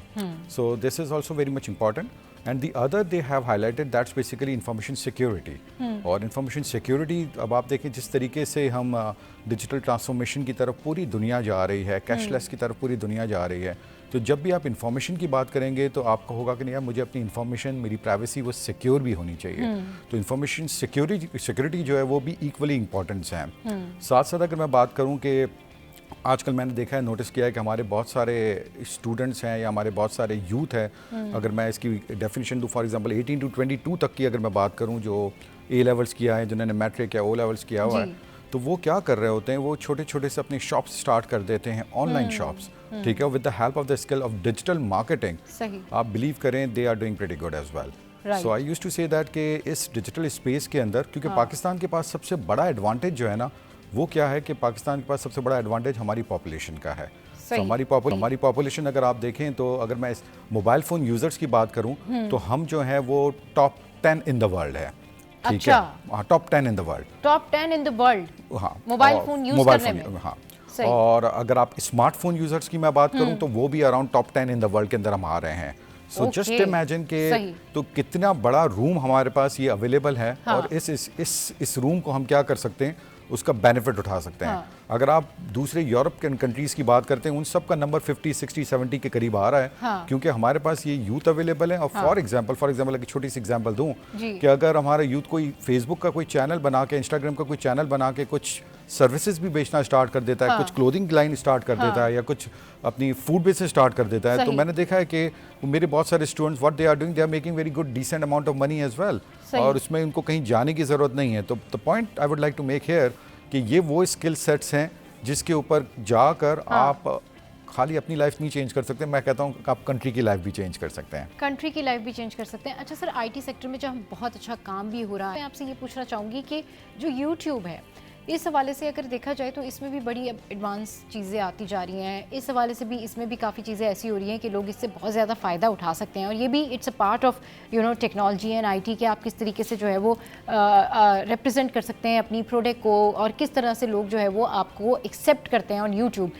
वकार, आपका डिजिटल मार्केटिंग से ताल्लुक़ है, तो आपको तो फुरकान आपका डिजिटल मार्केटिंग से ताल्लुक़ है, तो आपको तो इस बारे में बहुत ज़्यादा जो है वो पता होगा कि किस तरह से लोग जो है वो उनकी एक्सेप्टेंस, जो सोशल मीडिया है उसके ऊपर एक्सेप्टेंस होती है। क्योंकि देखिए जिस तरह से आईटी से ऑनलाइन सिस्टम है, आईटी है, दीगर चीज़ें, उनसे पैसे कमाए जा सकते हैं, वैसे ही यहाँ पर ज़्यादातर लोगों का जो फोकस होता है वो यूट्यूब के ऊपर होता है या फिर दीगर जो डिजिटल चीज़ें होती है उस पर होता है। तो थोड़ा सा लोगों की आसानी के लिए बताएं कि कैसे वो इस प्रोसेस को अपने लिए आसान बना सकते हैं और ज़्यादा पैसे कमा सकते हैं यूट्यूब से।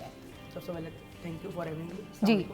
अच्छा देखिए मिस, ऐसा है कि हमारे लोगों को ना थोड़े से कॉन्सेप्ट क्लियर नहीं है। ठीक, जैसे डिजिटल मार्केटिंग की सो वास्ट फील्ड है। हाँ। इसके अंदर अगर आप सोशल मीडिया मार्केटिंग की तरफ जाते हैं, जिसमें आप फेसबुक मार्केटिंग और इंस्टाग्राम मार्केटिंग से अगर इनिशियली स्टार्ट करते हैं तो ये बड़ा अच्छा प्लेटफॉर्म है। लोगों को शुरू में ऐसा लग रहा होता है कि हम पूरी डिजिटल मार्केटिंग सीखेंगे तो हम इसमें कामयाब हो सकते हैं। डिजिटल मार्केटिंग बहुत वास्ट फील्ड है। इसमें आप फेसबुक मार्केटिंग, जैसे सोशल मीडिया पे एडवर्टाइजिंग होती है, सोशल मीडिया पे ऐड चलते हैं, इससे जब आप अपने स्टार्ट करते हैं ना तो आपको ये समझ आता है कि मेरा इंटरेस्ट शो हो रहा है। अक्सर लोग ऐसे करते हैं कि लोगों की देखा देखी में ना इस फील्ड में आ जाते हैं। सही। तो फिर वो क्या होते हैं, काम नहीं कर पाते, 2 महीने बाद 3 महीने बाद डिसअपॉइंट होकर छोड़ देते हैं। उनको लगता है कि मैं ये फील्ड नहीं कर सकता। आप एटलीस्ट 6 मंथ दें किसी भी स्किल को। सही। उसके बाद यू कैन डिसाइड कि मैं इस चीज को कंटिन्यू रखूं या ना रखूं। हाँ। सेकंड चीज ये कि फ्रीलांसिंग, अब आपको पता एआई का दौर आ गया।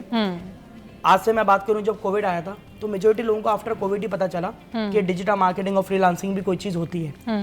तो जब लोगों ने स्टार्ट किया, चीज़ें करना शुरू करी, तो कुछ लोगों ने स्टक हो गया, उन्होंने छोड़ दिया बीच में। उन्होंने कहा नहीं यार ये बेकार है। अब 2025 आ गया है, 2024 जब गुजरा तो लोगों को वाकई रियलाइज हुआ कि काश हम उस टाइम पे कर लेते, तो अब हम कहीं होते। जैसे मेरी जर्नी भी कोविड में स्टार्ट हुई थी। I am working in this field since 4 years। और उसके अलावा ये है कि जब फील्ड में स्टार्ट एक बड़ा कॉन्सेप्ट ये है कि क्या फेसबुक पाकिस्तान में मोनेटाइज होता है या नहीं होता है, ये भी एक कॉन्सेप्ट बड़ा है और इस हवाले से बहुत सारे लोग परेशान रहते हैं। ज़रा ये बताएं कि मुझे पता चला है, मैंने ये सुना है कि जी अगर किसी ने आपने मोनेटाइज करानी है, अपनी फेसबुक का पेज है या कुछ है, तो उसके लिए जो है वो आप किसी एक्सपर्ट के पास जाएं, फिर अब वो आपको बताता है। कहीं मुल्क से बाहर से कुछ ऐसा कुछ होता है, ये जरा ना आज ये क्लियर। फेसबुक मोनेटाइजेशन पाकिस्तान में बैंड है, फेसबुक मोनेटाइजेशन नहीं। राइट, यूट्यूब मोनेटाइजेशन ऑन है, यूट्यूब पे आपकी मोनेटाइजेशन होती है और आपके अर्निंग पॉइंट ऑफ व्यू शुरू हो जाता है। सही। उसके अनदर ऑप्शंस मौजूद हैं। अच्छा, this is called third party, जिसके थ्रू आप एजेंसी अकाउंट बेयर करके या डिफरेंट चीजें करके अपना चैनल, फेसबुक पेज या इस तरह की मोनेटाइजेशन करा सकते हैं। बट सुनने, क्योंकि देखिए हमारे यहाँ मसला असल में ये भी है कि लोग ना प्लेटफॉर्म का ना गलत इस्तेमाल ज़्यादा करते हैं। सही। जैसा हम डिफरेंट प्लेटफॉर्म यूज़ करते हैं तो पॉजिटिव इंपैक्ट उसका कम है, नेगेटिव ज़्यादा है। आप ये नोट करें कि पॉजिटिव चीज़ें कम हाईलाइट होती है, नेगेटिव ज़्यादा होती है। तो इसलिए पाकिस्तान में फेसबुक मोनेटाइजेशन नहीं है। ये यूट्यूब पे या डिफरेंट उस पे ऑन है, लेकिन पाकिस्तान में फेसबुक नहीं है। उसके अनदर ऑप्शंस हैं,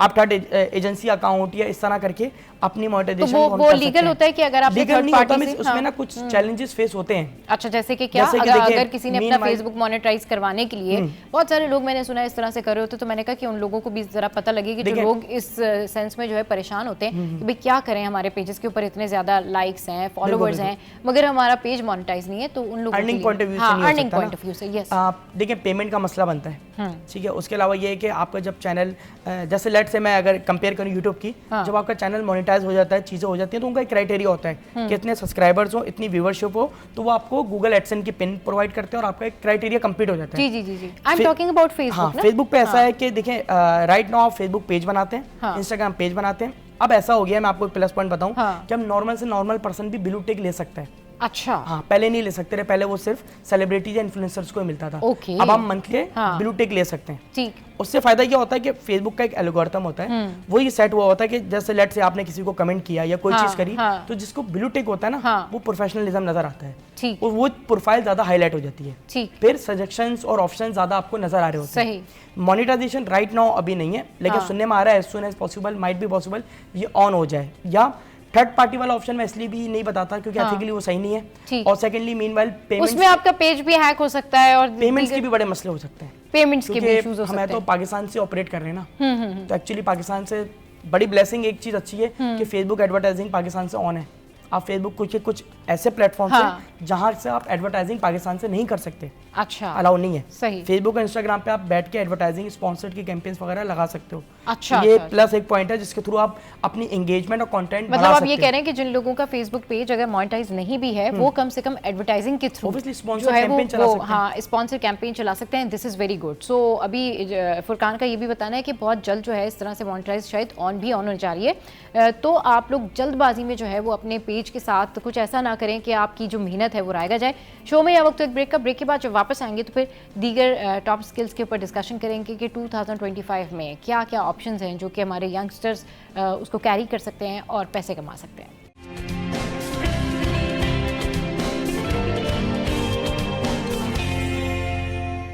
वेलकम बैक। तो सर इमरान हमारे साथ मौजूद हैं, इसके अलावा फुरकान हमारे साथ मौजूद हैं, और आज हम चाहेंगे कि इनसे सारी ही बातें पूछ ली जाएं कि भाई कैसे सोशल मीडिया रन करना है।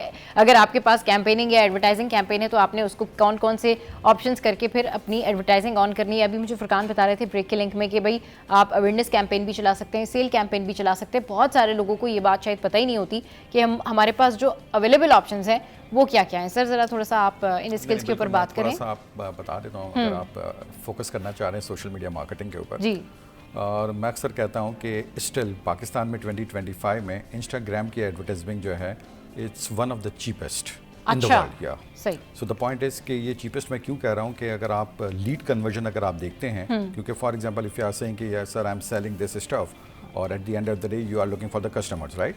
तो अगर आपको मैं कहूँगा कस्टमर एक्विजिशन की कॉस्ट आपके पास कितनी आ रही है, तो यहाँ पे कस्टमर एक्विजिशन की कॉस्ट जो है वो बहुत ही मिनिमल है।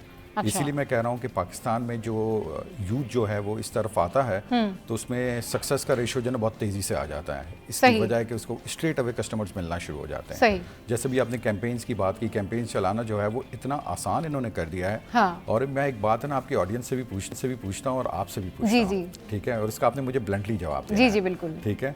अगर हम एक बात कहते हैं कि इंसान को सबसे ज़्यादा कौन जानता है, तो आप कहेंगे मेरा रब जानता है, ठीक है, I totally agree with that. But मेरा पॉइंट है कि नहीं, इस दुनिया में आपको कौन जानता है? तो कुछ लोग कहेंगे, या आपसे पूछूंगा तो आप कहेंगे कि मुझे मेरी फैमिली जानती है, ठीक है, मेरे स्पाउस मुझे जानती हैं, या राइट, जो इमीडिएट लोग हैं। तो मैं कहता हूँ दिस इज रॉन्ग एक्चुअली। अच्छा, ठीक है, इसका मतलब ये है कि आपको सबसे ज्यादा जो जानता है वो सोशल मीडिया जानता है। ठीक है, सो वो सोशल मीडिया जो है वो आपको सब कुछ जानता है कि भी आपके थॉट प्रोसेस में जो चल रहा है वो भी उसको पता है।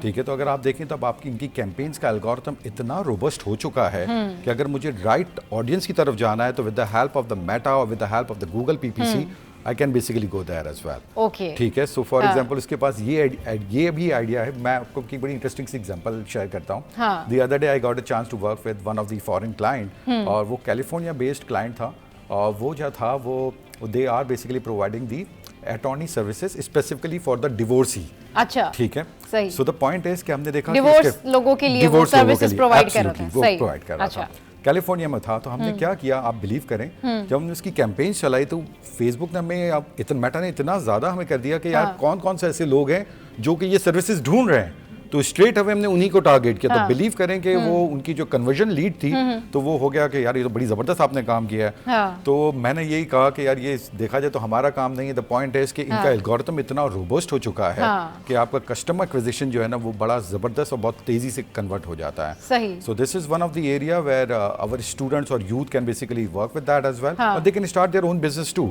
अपने बिजनेस पे भी आप स्टार्ट करते हैं, आप कह रहे हैं सर ये एआई मेटा के थ्रू, एब्सोल्युटली मेटा के थ्रू और गूगल के अंदर गूगल पीपीसी के थ्रू जैसा सर्च करते हैं तो उन्होंने क्या सर्च किया कि भाई इनको डिवोर्स जो है, देखें क्या हो रहा है। मैं आपको एक बड़ी इंटरेस्टिंग सी बात बताऊं, क्योंकि ये मेरा एरिया है कि फॉर एग्जांपल मैं आपके ये अगर अगेन ये मैं क्वेश्चन करूं कि अगर आपने अपने सेल फोन के ऊपर अपने इंस्टाग्राम को, अपने फेसबुक को लास्ट लॉग आउट कब किया था, आपको याद भी नहीं होगा। नहीं। और अभी मैं आपसे लॉग आउट करवाता हूं तो 90% ऑडियंस को मैं कह सकता हूं उनको अपना पासवर्ड भी याद नहीं होगा। Exactly. ठीक है, so that's basically the facts I am talking about. So the point is कि जो भी बात हो रही है, still if I am talking like this, तो ये सारी की सारी बातें क्या हो रही हैं, रिकॉर्ड हो रही हैं। अभी थोड़ी देर बाद अगर आपके देखेंगे तो आपके सर्च रिजल्ट में ये चीजें आ रही होंगी। अच्छा, मतलब आप ये कह रहे हैं कि जो इंस्टाग्राम है वो हमारी बातें सुन के उसको रिकॉर्ड कर रहा होता है। Absolutely, absolutely. देखें अब आपका क्या हो गया कि एक इंडिविजुअल जो है ना, एक इंडिविजुअल है, उसकी पूरी की पूरी हिस्ट्री मेंटेन हो रही है। अभी मैंने एक स्टेटमेंट दिया जो बड़ा ब्लंट स्टेटमेंट था पब्लिक टेलीविजन पे। मैंने कहा कि आपकी इमीडिएट फैमिली से ज्यादा आपको सोशल मीडिया जानता है, तो how come they are knowing everything. तो जस्ट इमेजिन कि they do have the complete record, आपका सर्च ट्रेंड उसके पास है। ठीक है, आप क्या सर्च करते हैं, किसकी आप स्टॉकिंग कर रहे हैं, वो सब चीजें स्टॉक कर रहे हैं आप। तो सोशल मीडिया पे इंस्टाग्राम सब कुछ जानता है। लॉग आउट भी किया करें इंस्टाग्राम, लॉग इन करके जो है ना सारी बातें वहां जा रही होती हैं। Absolutely, absolutely. फुरकान, आपसे मैं पूछना चाहूँगी इस बारे में कि हम लोग फेसबुक पे डिस्कशन कर रहे थे कि भाई फेसबुक की जो हमारे पास अवेलेबल ऑप्शंस हैं, फेसबुक के अवेलेबल ऑप्शंस में हमारे पास ये है कि हम उसके अंदर जो एडवर्टाइजिंग है या जो स्पॉन्सरशिप है वो कर सकते हैं, वो हमें अलाउ है और थोड़ा सा हमें वेट करना होगा मोनेटाइजेशन के लिए मज़ीद। अच्छा, अब ये बताएं कि जो लोग यूट्यूब को अपने इन्हेंस करना चाहते हैं कि यूट्यूब के ऊपर लाइक्स आएँ और उनके जो यूट्यूब के जो जल्दी से मोनेटाइज हो जाए, यूट्यूब पे रॉक करने का या यूट्यूब पे आपके फॉलोअर्स बनाने का क्या तरीका है और किस तरह से जो है वो कंसिस्टेंसी होनी चाहिए, कितनी वीडियोस जो है वो आप दिन में अपलोड करें, क्या कंटेंट होना चाहिए? बिल्कुल मिस। अच्छा देखिए, मैं पढ़ाता भी हूँ तो मैंने रिसेंटली स्टूडेंट्स को एक चीज़ ये बताई कि यूट्यूब के ऊपर ना आप पहले तो एक कैटेगरी चूज़ कर लें, आपको किस कैटेगरी में जाना है। ठीक, हमारे लोगों को नहीं पता होता कि वहाँ पे आईटी की कैटेगरी, एंटरटेनमेंट की कैटेगरी, पहले कैटेगरी चूज़ कर लें। उसके बाद आप ये डिसाइड करें कि जैसे अभी साल नया स्टार्ट हुआ तो मैंने कहा 365 डेज का आपका एक चैप्टर खुल गया, एक दिन में एक वीडियो डाल दें, वो 20 मिनट की हो, 20 सेकंड की हो, डजंट मैटर। 365 डेज तक आप 365 वीडियोस डाल देंगे। अच्छा, लेकिन रोज एक डालनी है, 24 घंटे में से सिर्फ आधा एक घंटा निकालना है। उनको मैंने एक छोटा सा टूल बताया, कैनवा। आप कोई इतने ग्राफिक डिजाइनर ना बने, वीडियो एडिटर ना बने। थोड़ा एलिबरेट करें। कैनवा इज लाइक दैट, उसमें आपके पास लोगो, कवर इमेज और वीडियो बन जाती है। एक टूल है कैनवा, एक टूल है कैनवा, जैसे फोटोशॉप और इलिस्ट्रेटर होता है, इसी तरह कैनवा एक मौजूद है, फ्री ऑफ कॉस्ट होता है। पेड वर्जन भी आता है, लेकिन फ्री ऐसा है कि एक बच्चा भी इसको यूज कर सकता है। उससे अपना स्टार्ट करें, कंटेंट बनाए, चीजें बनाए और वो डालना शुरू करें। उसमें थंबनेल भी बन जाता है, यूट्यूब का थंबनेल कैसे बनते हैं, सीवी कैसे बनाते हैं, हर चीज मौजूद है, जस्ट आपको सर्च करना है। ठीक है। मतलब जब मैं बताना शुरू करता हूँ तो लोग हमारे आप यकीन करें, हमारी अवेयरनेस की इतनी कमी है, लोगों को ये भी नहीं पता कि फेसबुक पर जाके फेसबुक का पेज कैसे बनाते हैं। अच्छा, मतलब इतनी लैक ऑफ अवेयरनेस है। फेसबुक का पेज आप फ्री में जब क्रिएट करते हैं, फेसबुक पे जाके वहां जाने के बाद आप मेटा एड्स मैनेजर पे जाके अपनी कैंपेन्स बनाते हैं, तो आपका मेन जो है वो फेसबुक होती है टारगेट। अच्छा, एक और चीज ये कि आप अपने हिसाब से आप एल्गोरिथम सेट कर सकते हैं, चाहे वो यूट्यूब का हो, फेसबुक का हो या इंस्टाग्राम का। जैसे मुझे जिम करने का शौक है, मैं जिम की रील्स देख रहा हूँ, तो उससे रिलेटेड, यानी आप ये कहना चाह रहे हैं आसान अल्फाज में, जो लोग यूट्यूब बनाना चाहते हैं वो रोजाना एक वीडियो अपलोड करें, और फिर वो उसके हिसाब से जो टाइमिंग्स हो, रेगुलर टाइमिंग्स, उसी के ऊपर एक वीडियो अपलोड करें। पे, जैसे लेट्स से आप शाम पे डाल, शाम के टाइम पे आपने एक चूज कर लिया कि यार ये टाइम ऐसा है मेरा 5 बजे का, मैं पैसिफिक एक वीडियो डालूंगा। फर्स्ट थिंग आप अपनी कैटेगरी चूज कर लें, ठीक है। आपको अपना लाइक वॉइस ओवर डालनी है या अपना फेस रिवील करना है। कुछ लोग होते हैं वॉइस ओवर देके भी काम करते हैं, वीडियो में वॉइस ओवर डालते हैं और वो काम कर सकते हैं। कुछ लोग होते हैं अपना फेस रिवील कर देते हैं कि हमें फेस रिवील करके चलें, ये तो लोगों पे डिपेंड करता है ना। नाउ जब उन्होंने 365 वीडियोस अपलोड कर दी डेली, उसकी कितनी ड्यूरेशन होनी चाहिए? 10 मिनट्स, 20 मिनट्स? शुरू में आप ये रखें 5 to 6 मिनट्स, ऐसा ऐसा बढ़ाते हैं। अच्छा, ये जब आपका इंटरेस्ट शो हो रहा होगा ना, तो खुद ही वीडियोस की कंटेंट भी बन जाएगा, खुद ही वीडियो की रीच भी बढ़ जाएगी और उसका फॉर्मेट भी बढ़ जाएगा। क्यों? क्योंकि जब आप 10-15 दिन से लगातार करोगे तो आपको खुद भी ऑटोमेटिकली आइडियाज आएंगे कि हाँ यार ये चीज। और फिर ठीक है, यूट्यूब अच्छा, बहुत सारे लोग हैं जो बहुत बिजी होते हैं लेकिन बड़ा क्रिएटिव होते हैं, अब वो नहीं थंबनेल कर पा रहे या बहुत सारी टेक्नोलॉजी का उसके अंदर इस्तेमाल नहीं कर पा रहे, लेकिन उनकी रीच अच्छी है, फॉलोअर्स अच्छे हैं, उनके लिए क्या सजेशन है? क्या बगैर थंबनेल के या बगैर उतनी हाई क्वालिटी फुटेजेस के यूट्यूब पे आगे जाया जा सकता है? देखें, यूट्यूब आजकल जो है ना, वो न्यू जो क्रिएटर्स हैं उनको बड़ा चांस दे रहा है। अच्छा। मैंने कल ही एक ऐसे चैनल्स देखे जो 2024 के दिसंबर में बने थे, 1-1.5 महीना पहले, लेकिन उनके अच्छे सब्सक्राइबर, अच्छे व्यूवरशिप है। नए कंटेंट क्रिएटर्स को यूट्यूब चांस दे रहा है, व्यूवरशिप में भी दे रहा है और वैसे भी दे रहा है। उसमें क्या क्या आसानी है? देखिए, उसमें आसानी सबसे अच्छी है कि आप अगर यूट्यूब पे वीडियो जब डालते हैं, देखिए आपने जो चीज पूछी, थंबनेल मैटर करता है। अच्छा, वो लोगों में क्यूरियोसिटी और डिजायर पैदा करता है। थंबनेल देखेंगे तो क्लिक करेंगे ना वीडियो पे, अक्सर आपने देखा होगा। नहीं, लेकिन कुछ लोग ऐसे भी होते हैं जो कहते हैं थंबनेल डाल के नहीं इतने व्यूज आ रहे जितने बगैर थंबनेल के आ रहे थे। ये भी एक कोई नया चल रहा है। लेकिन देखिए, जब वीडियो का एक फॉर्मेट होता है, यूट्यूब पे नजर आ रहा होता है, तो उसमें एक इमेज होती है। आप थंबनेल ना लगाएं, जो आपकी वीडियो है उसका नेचुरल एक वीडियो का एक पिक्चर लगा दें कि लोगों को एक्चुअली पता हो कि इसके अंदर होने क्या वाला है। ठीक, जब भी वो क्लिक करके फिर वो पूरी देख लेते हैं, तो वो वीडियो जो पिक्चर जो होती है ना, वो बड़ी मैटर करती है। सही, इनिशियली कंटेंट क्रिएटर्स के लिए। सही है। तो जनाब, कंटेंट क्रिएटर्स के लिए अच्छी खबर ये है कि यूट्यूब उनको अब अपॉर्चुनिटीज़ दे रहा है, तो थोड़ा सा जो है वो अगर आप अपना फोकस करेंगे तो डेफिनेटली सोशल मीडिया पर आप आगे जा सकते हैं। सर, कंक्लूड कर दीजिए, मैसेज दे दीजिए लोगों को।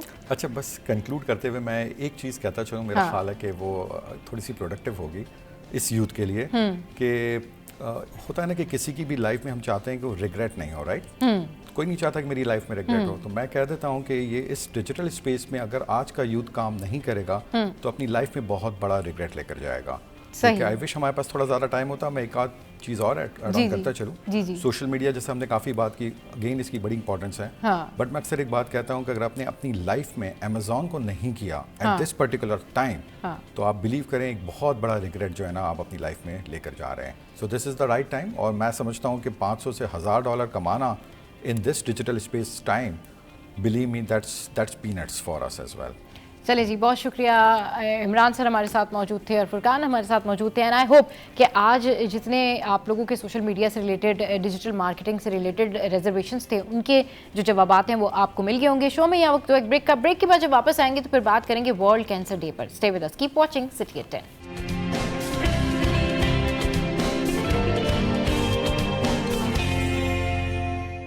Welcome back. तो पूरी दुनिया में आज वर्ल्ड कैंसर डे मनाया जा रहा है और इस पर बात करने के लिए हमें ज्वाइन किया है डॉक्टर मरियम नुमान हैं, जो कि असिस्टेंट प्रोफेसर हैं एंड हेड हैं ऑफ ऑन्कोलॉजी डिपार्टमेंट की डाउ यूनिवर्सिटी हॉस्पिटल से उनका ताल्लुक है। और उनके साथ हैं डॉक्टर सामा ज़हूर, जो कि असिस्टेंट प्रोफेसर हैं और कंसल्टेंट ऑन्कोलॉजिस्ट हैं। जिना पोस्ट ग्रेजुएट मेडिकल सेंटर से इनका ताल्लुक है और तकरीबन मैम जो है वो 22 साल से इस ऑन्कोलॉजी की फील्ड में जो है वो अपनी सर्विसेज दे रही हैं। आप दोनों का बेहद शुक्रिया शो पे आने के लिए। अच्छा मैम, जिस तरह से अभी मैं आपसे थोड़ी देर पहले पूछ रही थी कि भाई ये वर्ल्ड कैंसर डे है, इसकी अवेयरनेस कैसे दी जाए और क्या किया जाए, तो मैम ने जवाब दिया कि भाई ये आप लोगों का जो प्लेटफॉर्म है, मीडिया प्लेटफॉर्म है, सोशल मीडिया प्लेटफॉर्म है। बट सबसे पहले तो मैं ये पूछना चाहूँगी कि सबसे ज़्यादा फैलने वाला कैंसर मर्दों और औरतों में ये कौन सा कैंसर है? हम स्पेसिफिकली पाकिस्तान की बात करेंगे ऑफ कोर्स। तो पाकिस्तान में जो ख़वातीन में सबसे ज़्यादा पाए जाने वाला कैंसर है वो ब्रेस्ट कैंसर है और इसकी शरह में बहुत तेज़ी से इजाफा हो रहा है। और मर्दों में कैंसर जो पाया जा रहा है, जो सबसे ज़्यादा कॉमन है, वो ओरल कैंसर है, यानी मुंह के कैंसर जो हैं वो बहुत ज़्यादा कॉमनली पाए जा रहे हैं। सही। अच्छा, तो थोड़ी सी इसकी साइन एंड सिम्टम्स पे बात कर लेते हैं। पहले कॉमन कैंसर्स को ही जो है वो कवर कर लेते हैं, फिर उसके बाद आगे बढ़ते हैं। ख़वातीन में ये जो ब्रेस्ट कैंसर बहुत कॉमन है, इसकी क्या साइन एंड सिम्टम्स होती है? कैसे एक औरत को पता चले और फिर वो फ़ौरन डॉक्टर के पास जाए? क्योंकि मोस्ट ऑफ द टाइम ये होता है कि ये केसेस जो होते हैं जब सीवियर हो जाते हैं उसके बाद फिर ख़वातीन जो है वो डॉक्टर्स की तरफ जाती हैं और फिर वो घर में कोई ना कोई टोटका या फिर इग्नोरेंस से जो है वो काम लेती रहती हैं। एक्चुअली इशू यही है कि हमारे यहाँ लोगों को अवेयरनेस हो गई है, काफ़ी नॉलेज है इस हवाले से, लेकिन वो इम्प्लीमेंटेशन का जहाँ आता है कि उसे अमल करना है, वहाँ हम लोग रुक जाते हैं। अब इसको हम कल्चरल बैरियर कह लें, सोशल टैबू कंसिडर किया जाता है। तो ये सब चीज़ें हैं, प्रॉब्लम्स हैं जो हम फेस कर रहे हैं और उसी की वजह से हम लेट डायग्नोसिस पे जा रहे हैं। जैसे आप बात कर रही हैं कि कहीं ना कहीं वो घरेलू टोटके एंड ऑल हम यूज़ करते हैं। ब्रेस्ट कैंसर के हवाले से बात कर रहे हैं तो ऑफ कोर्स वो गुठली की शक्ल में नमूदार होता है। किसी भी चीज़ की तब्दीली हो रही है, कोई भी चीज़ अगर नॉर्मल से हटके है, चाहे वो गुठली की शक्ल में नमूदार हो रही है, वो पेनलेस है, पेनफुल है, कोई जिल्द में बदलाव हो रहा है, किसी किस्म का डिस्चार्ज हो रहा है, साइज़ या शेप में चेंजेस आ रही हैं, ये सारे सिम्टम्स ऐसे हैं जो अलार्मिंग हैं साइंस, और उसको डेफिनेटली किसी भी कंसर्न डॉक्टर से जाके दिखाने की ज़रूरत है, स्पेशलिस्ट डॉक्टर से। हमारे यहाँ इशू ये भी है कि जैसे हम बात कर रहे थे कि हम होम रेमेडीज़ पे चले जाते हैं, हम ऑल्टरनेटिव थेरेपीज़ पे चले जाते हैं, हम इसको डिस्कस नहीं करते, बताते नहीं हैं, तो वो कहीं ना कहीं उस चीज़ को डिले करता है। तो कोई भी ऐसा सिम्टम, सिर्फ ब्रेस्ट कैंसर के हवाले से बात नहीं करूँगी, ओवरऑल जनरली कोई भी ऐसी अलामत जो आपको प्रोलॉन्ग हो गई है, लंबे अरसे तक चल रही है और उसका कोई डेफिनेटिव कॉज हमें नहीं पता, वजह नहीं पता कि अंडरलाइंग है क्या, उसको आपको ज़रूर उसका मुआयना कराने की ज़रूरत है, उसके टेस्ट कराने की ज़रूरत है, ताकि वो जल्द से जल्द डायग्नोज हो और मुकम्मल इलाज मुमकिन हो सके। सही। और मर्दों में ओरल कैंसर? मर्दों में ओरल कैंसर हैं, हमें पता है ओरल कैंसर्स क्यों होते हैं। उसके साइन एंड सिम्टम्स के हवाले से बात करें तो वो मुंह में छालों का होना, अंदर की जिल्द का रंगत का बदल जाना, ऐसे छाले जो सही नहीं हो रहे हो, या कोई भी ऐसी अलामत है जो नॉर्मल है, जो हमें नॉर्मल से हट के लग रही है, वो जिल्द की तब्दीली, रंग का बदलना, मुंह का नहीं खुलना, बहुत सारी चीज़ें ऐसी हैं वो प्रोलॉन्ग हो रही हैं, वो नहीं सही हो रही हैं। ट्रीटमेंट के जरिए जो भी सिम्टोमेटिक हम ट्रीटमेंट देते हैं उससे नहीं सही हो रही, तो उसको ऑफ कोर्स दिखाने की ज़रूरत है। एक और चीज़ ज़रूर बोलना चाहूँगी कि हर गुठली या हर छाला कैंसरस नहीं होता, लेकिन उसको दिखाने की, उसका मुआयना करने की, उसकी तशखीस करने की ज़रूरत है। अच्छा मैम, जहाँ पे ये गुटखा, पान, छालिया, सिगरेट, ये सारी चीज़ें जो है वो मुज़र हैं, हम ये देख रहे होते हैं कि ये जो है कैंसर की तरफ ले जा रही होती हैं आपको, और स्पेशली ओरल। बट वहाँ पर पान जो है वो क्या पान खाने से भी ऐसा कुछ होता है? क्योंकि बहुत सारे लोग इस बारे में बात करते हैं कि जी फला बंदा पान भी बहुत खाता था। इसका मैं आपसे जवाब लेती हूँ, लेकिन कॉलर ने हमें ज्वाइन किया। अस्सलाम वालेकुम, कौन बात करे, कहाँ से? जी याया, कैसे हैं आप? अल्हम्दुलिल्लाह, बड़ा इम्पोर्टेंट इशू है। डॉक्टर साहब से मेरा सवाल, दो सवाल है मेरे। डॉक्टर, पहला सवाल तो ये कि देखें, आपने बिल्कुल अभी कहा कि क्योंकि ख़वातीन के हवाले से अक्सर ये दायरा हमारे सोशल टैबू होता है, अब अगर वो क्यों नहीं बताती, अल्टीमेटली मर्दों ने ही लेके जाना होता है, भाई है, शौहर है, जो भी है, उसने ही ज़ाहिर ट्रीटमेंट कराना होता है, क्योंकि ज़ाहिर इसका एक प्रोसेस होता है, कीमोथेरेपी, सारी चीज़ें। एक तो ये सवाल ये कि इस टैबू को कैसे तोड़ा जाए, काफ़ी हद तक तो मीडिया ने तोड़ दिया है। दूसरा मेरा सवाल ये वो जीपीज के हवाले से बहुत बड़ा इंपॉर्टेंट इशू है, क्योंकि मैं जब भी देखता हूँ, क्योंकि जब हम जीपीज के पास जा रहे होते हैं ना, एक्चुअली अर्ली डायग्नोसिस वहीं से होनी चाहिए ताकि वो कंसल्टेंट के पास जल्दी पहुंच जाए। होता ये कि उनके पास कोई रिकॉर्ड नहीं होता, कोई चीज़ नहीं होती, वो पेन किलर दिए जाते हैं, कोई ऐसी चीज़ें, और जब वो टेस्ट कराने आते हैं तो काफ़ी देर हो चुकी होती है, जो स्टेज बढ़ चुकी थी। तो व्हाट डू यू थिंक कि वो आप, क्योंकि हमारे जीपीज को ट्रेनिंग की बहुत सख्त ज़रूरत है, रिफ्रेशर की ज़रूरत है, तब वो वो जाके वो आपको सही टाइम पे बर वक्त पहुंच सकता है मरीज आपके पास। यही मेरा सवाल है बस। Thank you so much. ठीक है जी, बहुत शुक्रिया आया। और सवाल उनका, दोनों सवाल उनके वही हैं कि भाई ये टैबू किस तरह से तोड़ा जाए, और बहुत सारी मिथ्स हैं। डॉक्टर मरियम, जिस तरह से मैं अभी डॉक्टर सामा से सवाल करी थी, तो मर्दों में स्पेशली जो एक रवैया है ना कि एक रेजिस्टेंस है कि हर चीज़ का इनकार कर देना, नहीं गुटखा खाने से नो कुछ नहीं होता, छालिया खाने से कुछ नहीं होता, सिगरेट पीने से कुछ नहीं होता, और मिसालें देना एक दूसरे की कि फला भी तो खा रहा है, देखो वो तो पता नहीं कितने सालों से खा रहे हैं, उनको तो कुछ नहीं हुआ, और फिर जो होगा हो जाएगा, जो लिखा होगा हो जाएगा। वहीं पर बहुत सारे जो है ना वो पान खाने वाले जो हैं, इनके बारे में भी कहा जाता है कि पान खाने से भी जो है वो प्रॉब्लम होती है, माउथ कैंसर्स जो हैं वो हो सकते हैं। क्या ये वाकई सही है या ये मिथ है, या वाकई कोई ख़ास किस्म का पान या उसके अंदर कोई ऐसी टॉक्सिसिटी होती है जिसकी वजह से ये सब कुछ होता है? ये ज़रूर बताइएगा। अच्छा, thank you for a very good question. देखें, सबसे इंपॉर्टेंट चीज़ ये है कि जब भी हम किसी भी कैंसर के कॉजेज़ की बात करते हैं तो उसके बहुत सारे मल्टीपल कॉजेज़ होते हैं। हम कभी भी ये नहीं कह सकते कि सिर्फ एक इस पर्टिकुलर चीज़ से ये कैंसर हो रहा है। यही वजह है कि बहुत सारे स्मोकर्स ये दलील देते हैं कि दूसरे स्मोकर्स को नहीं हो रहा। बहुत सारे ऐसे लोगों को खुदा ना खास्ता कैंसर का डायग्नोसिस होता है जिन्होंने कभी पान छालिया गुटखा इस्तेमाल नहीं किया। बहुत सारे ऐसे लोगों को लंग का कैंसर हो जाता है जिन्होंने कभी स्मोकिंग नहीं की। तो जब भी हम कैंसर के कॉजेज़ की बात करते हैं तो ये समझना बहुत ज़रूरी है कि इसके मल्टीपल कॉजेज़ हैं। लेकिन हमेशा जब हम किसी डिज़ीज़ की, बिलखुसूस वर्ल्ड कैंसर डे पे हम ये बात करना चाहते हैं कि हम इसकी प्रिवेंशन के लिए या इससे बचने के लिए या इसकी जल्दी तशख़ीस के लिए क्या कर सकते हैं। तो हम सबको ये बात समझनी चाहिए कि वो रिस्क फैक्टर्स जो कि हमारे हाथ में है, मिसाल के तौर पर पान छालिया गुटखे का इस्तेमाल, एक हेल्दी लाइफस्टाइल अपनाना, इसी तरह एक्सरसाइज, बेहतरीन डाइट, ये वो चीज़ें जो कि हमारे कंट्रोल में है। तो जो चीज़ें रिस्क फैक्टर्स हैं जो कि जिनको हम अवॉइड कर सकते हैं उनको डेफिनेटली अवॉइड करना चाहिए। चाहे वो स्मोकलेस टोबैको हो, यानी तंबाकू का ऐसा इस्तेमाल जो कि खाने के ज़रिए इस्तेमाल किया जा रहा है, चाहे वो पान की शक्ल में है, चाहे वो गुटखा और दूसरी इस किस्म की जो चीज़ें हैं।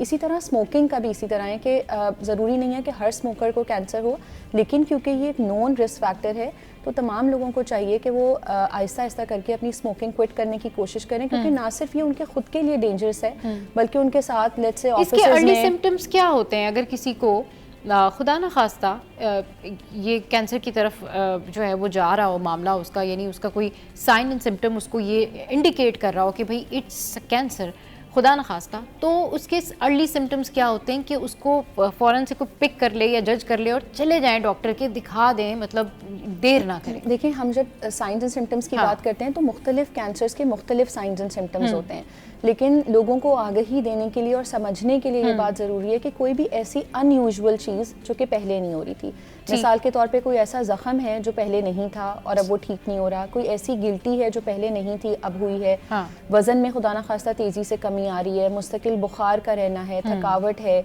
या निज़ाम हाज़मा के कोई मसाइल हैं, मुस्तकिल कोई जलन रह रही है, मुस्तकिल कब्ज़ की शिकायत है, इस तरह के जो भी ऐसे सिम्टम्स हैं जो कि पहले कभी नहीं एक्सपीरियंस किए और अब वो अनयूजुअल सिम्टम्स आ रहे हैं, तो उन सबको दिखा लेना ज़रूरी है। ज़रूरी नहीं है कि खुदा ना खास्ता वो कैंसर ही हो, ठीक है, लेकिन एक दफ़ा उसका मुआयना करवा लेंगे, उसकी प्रॉपर तरीके से उसकी इन्वेस्टिगेशंस हो जाएंगी तो हम श्योर होंगे कि एटलीस्ट ये कोई ख़तरनाक बीमारी नहीं है। ठीक है। अच्छा मैम, ये बताइएगा कि चलें ये 2 कॉमन कैंसर्स जो हैं ये तो हमने कवर किए, डॉक्टर साहब ये जो अब दूसरे जो बात है यानी बॉडी के अंदर, मतलब you know we have several parts of in our body, so उसमें किडनी भी है, लंग्स भी है, थ्रोट इन्फेक्शन भी होते हैं, फिर दीगर और भी जो है ना वो कैंसराइटिस प्रोसेस हो जाते हैं आपकी बॉडी के अंदर, ये क्या होते हैं और उनमें कौन कौन से जो हैं वो कैंसर के बहुत सिवियर हो जाते हैं कि वो फिर अगर पहली स्टेज कहते हैं ना कि कैंसर 1 स्टेज, कैंसर 2 स्टेज, तो ज़रा थोड़ा सा इसको डिस्क्राइब करें कि ये क्या क्या होते हैं और क्या अगर 1 स्टेज पर यानी स्टेज 1 पे कोई आए तो वो क्यूरेबल है, क्या है? बिल्कुल, स्टेजेस में ऑफ कोर्स ये 4 स्टेजेस होती हैं, स्टेज 1, 2, 3, 4। जो 4th स्टेज है वो लास्ट स्टेज है, विच मींस कि पूरी बॉडी में वो स्प्रेड हो गया। सही। स्टेज 1 सबसे अर्ली स्टेज है, ठीक है, तो सबसे अच्छा क्योर रेट, सबसे ज़्यादा सर्वाइवल बेनिफिट भी स्टेज 1 का, जितनी अर्ली तशखीस होगी उतना अच्छा जो है उसके रिजल्ट्स मिलेंगे। और उसका ज़रूरी है कि आपको कंप्लीट ट्रीटमेंट कराया जाए। हाँ। जो भी जैसे आप बता रही हैं कि जैसे मल्टीपल कैंसर्स होते हैं बॉडी में, जिस ऑर्गन का भी है, चाहे वो किडनी का है, लंग का है, उससे रेलेवेंट कोई भी सिम्टम आपको मिल रहा है, अगर आप उसको अर्ली डायग्नोसिस की तरफ ले जाते हैं और अर्ली ट्रीटमेंट की तरफ ले जाते हैं, तो वो क्योर उसका पॉसिबल है। उसका 90% 85% तक उसका क्योर रेट है वो अर्ली स्टेजेस। जैसे जैसे वो स्टेज बढ़ती है उसके कहीं ना कहीं सर्वाइवल बेनिफिट कम होता रहता है, क्योर रेट का जो तनासब है, रेंज है, वो कम हो जाती है और रिकरेंस के चांसेस यानी वापस पलट के आने के चांसेस बढ़ जाते हैं। और इसी तरह अगर स्टेज 4 होता तो वो क्योर पॉसिबल नहीं है, सही करना पॉसिबल नहीं है, उसको हम ट्रीट कर सकते हैं, प्रोलॉन्ग कर सकते हैं, उसका सर्वाइवल रेट बढ़ा सकते हैं, क्वालिटी ऑफ लाइफ को बेहतर कर सकते हैं। ठीक है, ये बड़ी ज़बरदस्त और ये एक की पॉइंट है कि जो लोग कैंसर का इलाज करा लेते हैं और वो समझते हैं कि हम अब बिल्कुल ठीक हो गए, उनका कैंसर क्यों वापस आ जाता है, ये जानेंगे इस ब्रेक के बाद। हमारे साथ रहिए।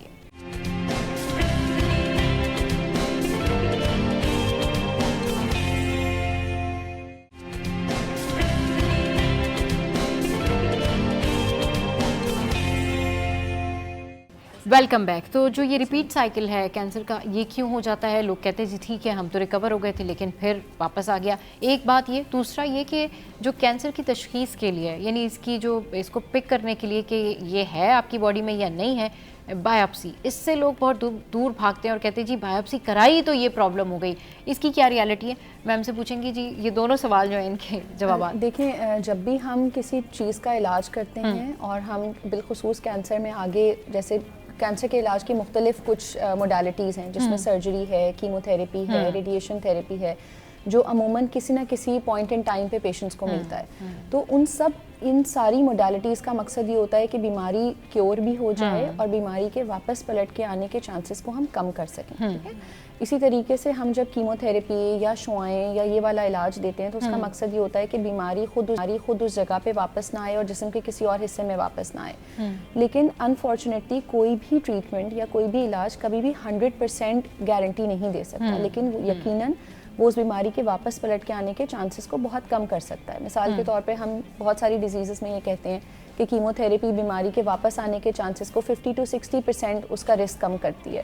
तो ये एक बहुत बड़ा एडिशनल फैक्टर है ट्रीटमेंट में जो कि बीमारी को वापस पलट के आने से रोकेगा। इसीलिए हम तमाम लोगों को वर्ल्ड कैंसर डे पे मैं ये मैसेज ज़रूर दूंगी कि जब खुदा ना खास्ता अगर किसी आपके जानने वाले को कैंसर डायग्नोज हो जाए तो बहुत ज़रूरी है कि जो प्रॉपर स्टेप्स उनके ऑन्कोलॉजिस्ट ने उनको एडवाइस किए हैं उन तमाम को फॉलो किया जाए, क्योंकि वो सारे स्टेप्स प्रिवेंट करेंगे कि बीमारी वापस पलट के ना आए। ठीक।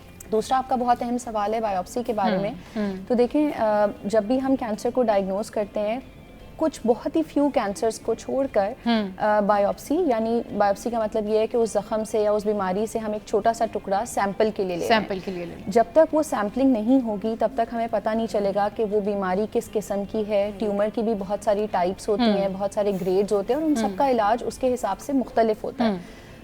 ये बहुत कॉमन मिथ है कि अगर बायोप्सी या सैंपल ले लिया जाएगा या बीमारी को हम नीडल से टच कर देंगे, कोई सुई छिड़ जाएगी तो बीमारी तेज़ी से फैल जाएगी।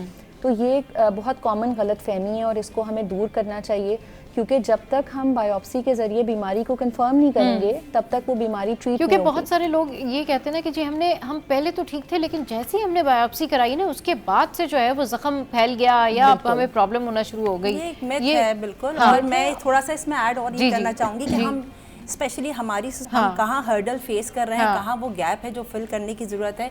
सबसे पहले हम घर से निकलना नहीं चाहते, हम सबसे उस चीज़ को छुपा लेते, बीमारी को डिस्कस नहीं करते, आपस में डिस्कस नहीं करते, तो बाहर तक आके उसको डायग्नोज करना बहुत बड़ा स्टेप होता है। दूसरा स्टेप होता है कि बायोप्सी नहीं कराई, ऑफ कोर्स वही वाली बात जो डॉक्टर मरियम ने की कि छुरी और वो एक मेटल का लगना ही एक बहुत बड़ा मिथ कंसिडर किया गया है कि वो नहीं करना। थर्ड स्टेज होती है ट्रीटमेंट। डायग्नोज हो गया, हम ट्रीटमेंट की तरफ नहीं जाते, फिर हम आते हैं ऑल्टरनेटिव थेरेपीज पे। तो ये 3 मेजर और ऑल्टरनेटिव थेरेपीज लेते हैं, मुख्तलिफ और इलाज हैं जो हम करते हैं। इस प्रोग्राम की तवज्जो से बिल्कुल एक और बात मैं कन्वे करना चाहूँगी कि कैंसर का इलाज कैंसर के डॉक्टर के पास ही है। मैं बाकी इलाज को ख़राब नहीं कह रही, गलत नहीं कह रही, लेकिन वो इलाज कैंसर का नहीं हो सकता उनके पास। कैंसर का इलाज कैंसर से मुताल्लिक़ अच्छा, ये आपने जो बात की ना कि कैंसर का इलाज कैंसर के डॉक्टर के पास ही है, इसके ऊपर मुझे ये याद आया कि अभी मेरे प्रोड्यूसर मुझे बता रहे थे कि वो जो सिद्धू एक करके कोई क्रिकेटर हैं, साबिक क्रिकेटर हैं बिल्कुल, और वो उन्होंने जो है उनकी वाइफ को हुआ था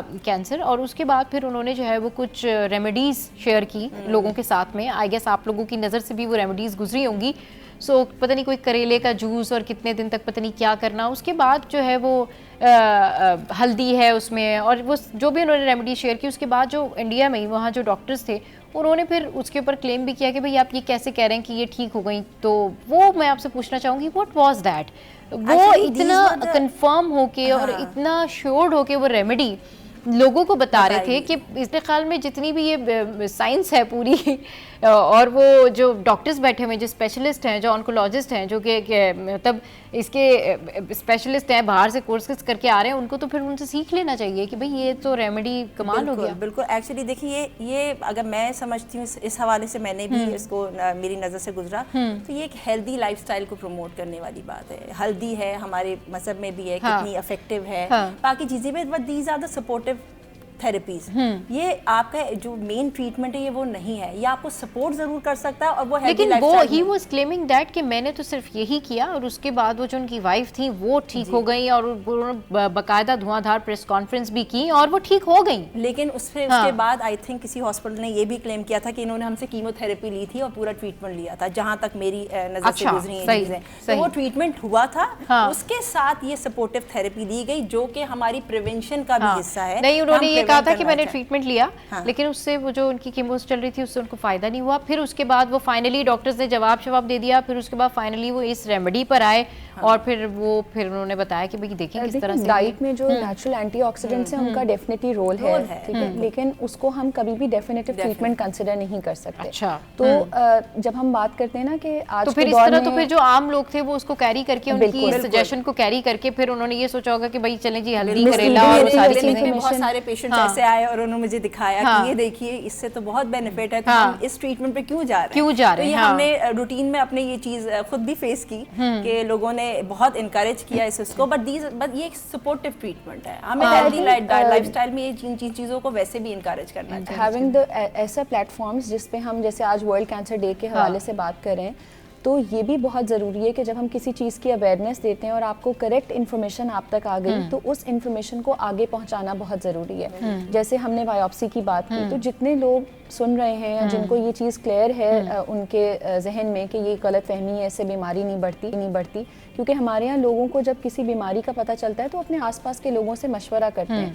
तो बहुत ज़रूरी है कि हम उस सही मैसेज को आगे कन्वे करें, क्योंकि आजकल जितना अवेयरनेस देना आसान है, मल्टीपल प्लेटफॉर्म्स हैं, सोशल मीडिया है, उसी में सारी मिसलीडिंग इन्फॉर्मेशन भी बहुत मौजूद है। इसी तरह जो अभी आपका फ़ोन कॉल पे जो क्वेश्चन था कि मर्दों में इस चीज़ की आगही, तो ये बात बहुत ज़रूरी है कि जब हम अवेयरनेस सेशंस कंडक्ट करते हैं, स्पेशली ब्रेस्ट कैंसर की अगर हम बात करें, क्योंकि वो ख़वातीन में पाया जाने वाला सबसे कॉमन कैंसर है, तो बहुत ज़रूरी है कि जो मर्द हजरात हैं उनको भी उस बीमारी की अलामात और उसके बारे में पता हो, और हम अवेयरनेस हो ताकि वो अपने घर पे मौजूद ख़वातीन को, क्योंकि हमारे यहाँ ख़वातीन खुद नहीं जाती हैं अमूमन, उनको किसी ना किसी मर्द की सपोर्ट की ज़रूरत हो, तो चाहे वो भाई हैं, चाहे वो वालिद हैं, चाहे वो किसी के शौहर हैं, बहुत ज़रूरी है कि उनको इस बीमारी की अलामात और चीज़ों के बारे में पता हो। और जब उनको अवेयरनेस होगी तभी वो कन्विंस कर पाएंगे वो, क्योंकि वही वाली बात है, घर का मर्द सरबराह, अब हमारा इस तरह से कल्चर है, माशरा है हमारा, तो वो जब वो कन्विंस होगा तो ही वो अपनी घर की औरत को बाहर निकालेगा, चाहे वो डायग्नोसिस के लिए हो। और हम प्रिवेंशन की भी बात करें तो बहुत सारे प्रिवेंशन के तरीके भी हैं जिससे हम इन सारे कैंसर्स को शायद more than 50% of the cancers को हम चलिए जी, अगर प्रिवेंशन की तरफ जाएं तो डेफिनेटली 50% से ज़ायद जो कैंसर है उसका रुकाव बचाव मुमकिन है। मैम जो साइमा और मैम मरियम हमारे साथ मौजूद थी, आप दोनों का बेहद शुक्रिया। और आज हमारी कोशिश ये रही कि जितनी भी मिथ्स हैं और जितनी भी मिसकंसेप्शन है वो क्लियर किया जाए। शो का वक्त हो गया एंड अप। आज का शो आपको कैसा लगा, इसका फीडबैक आप हमारी सोशल साइट्स पर दे सकते हैं। ऐसे ही इस तरह मुस्कुराते रहिए और देखना मत भूलिए। Keep watching City at 10।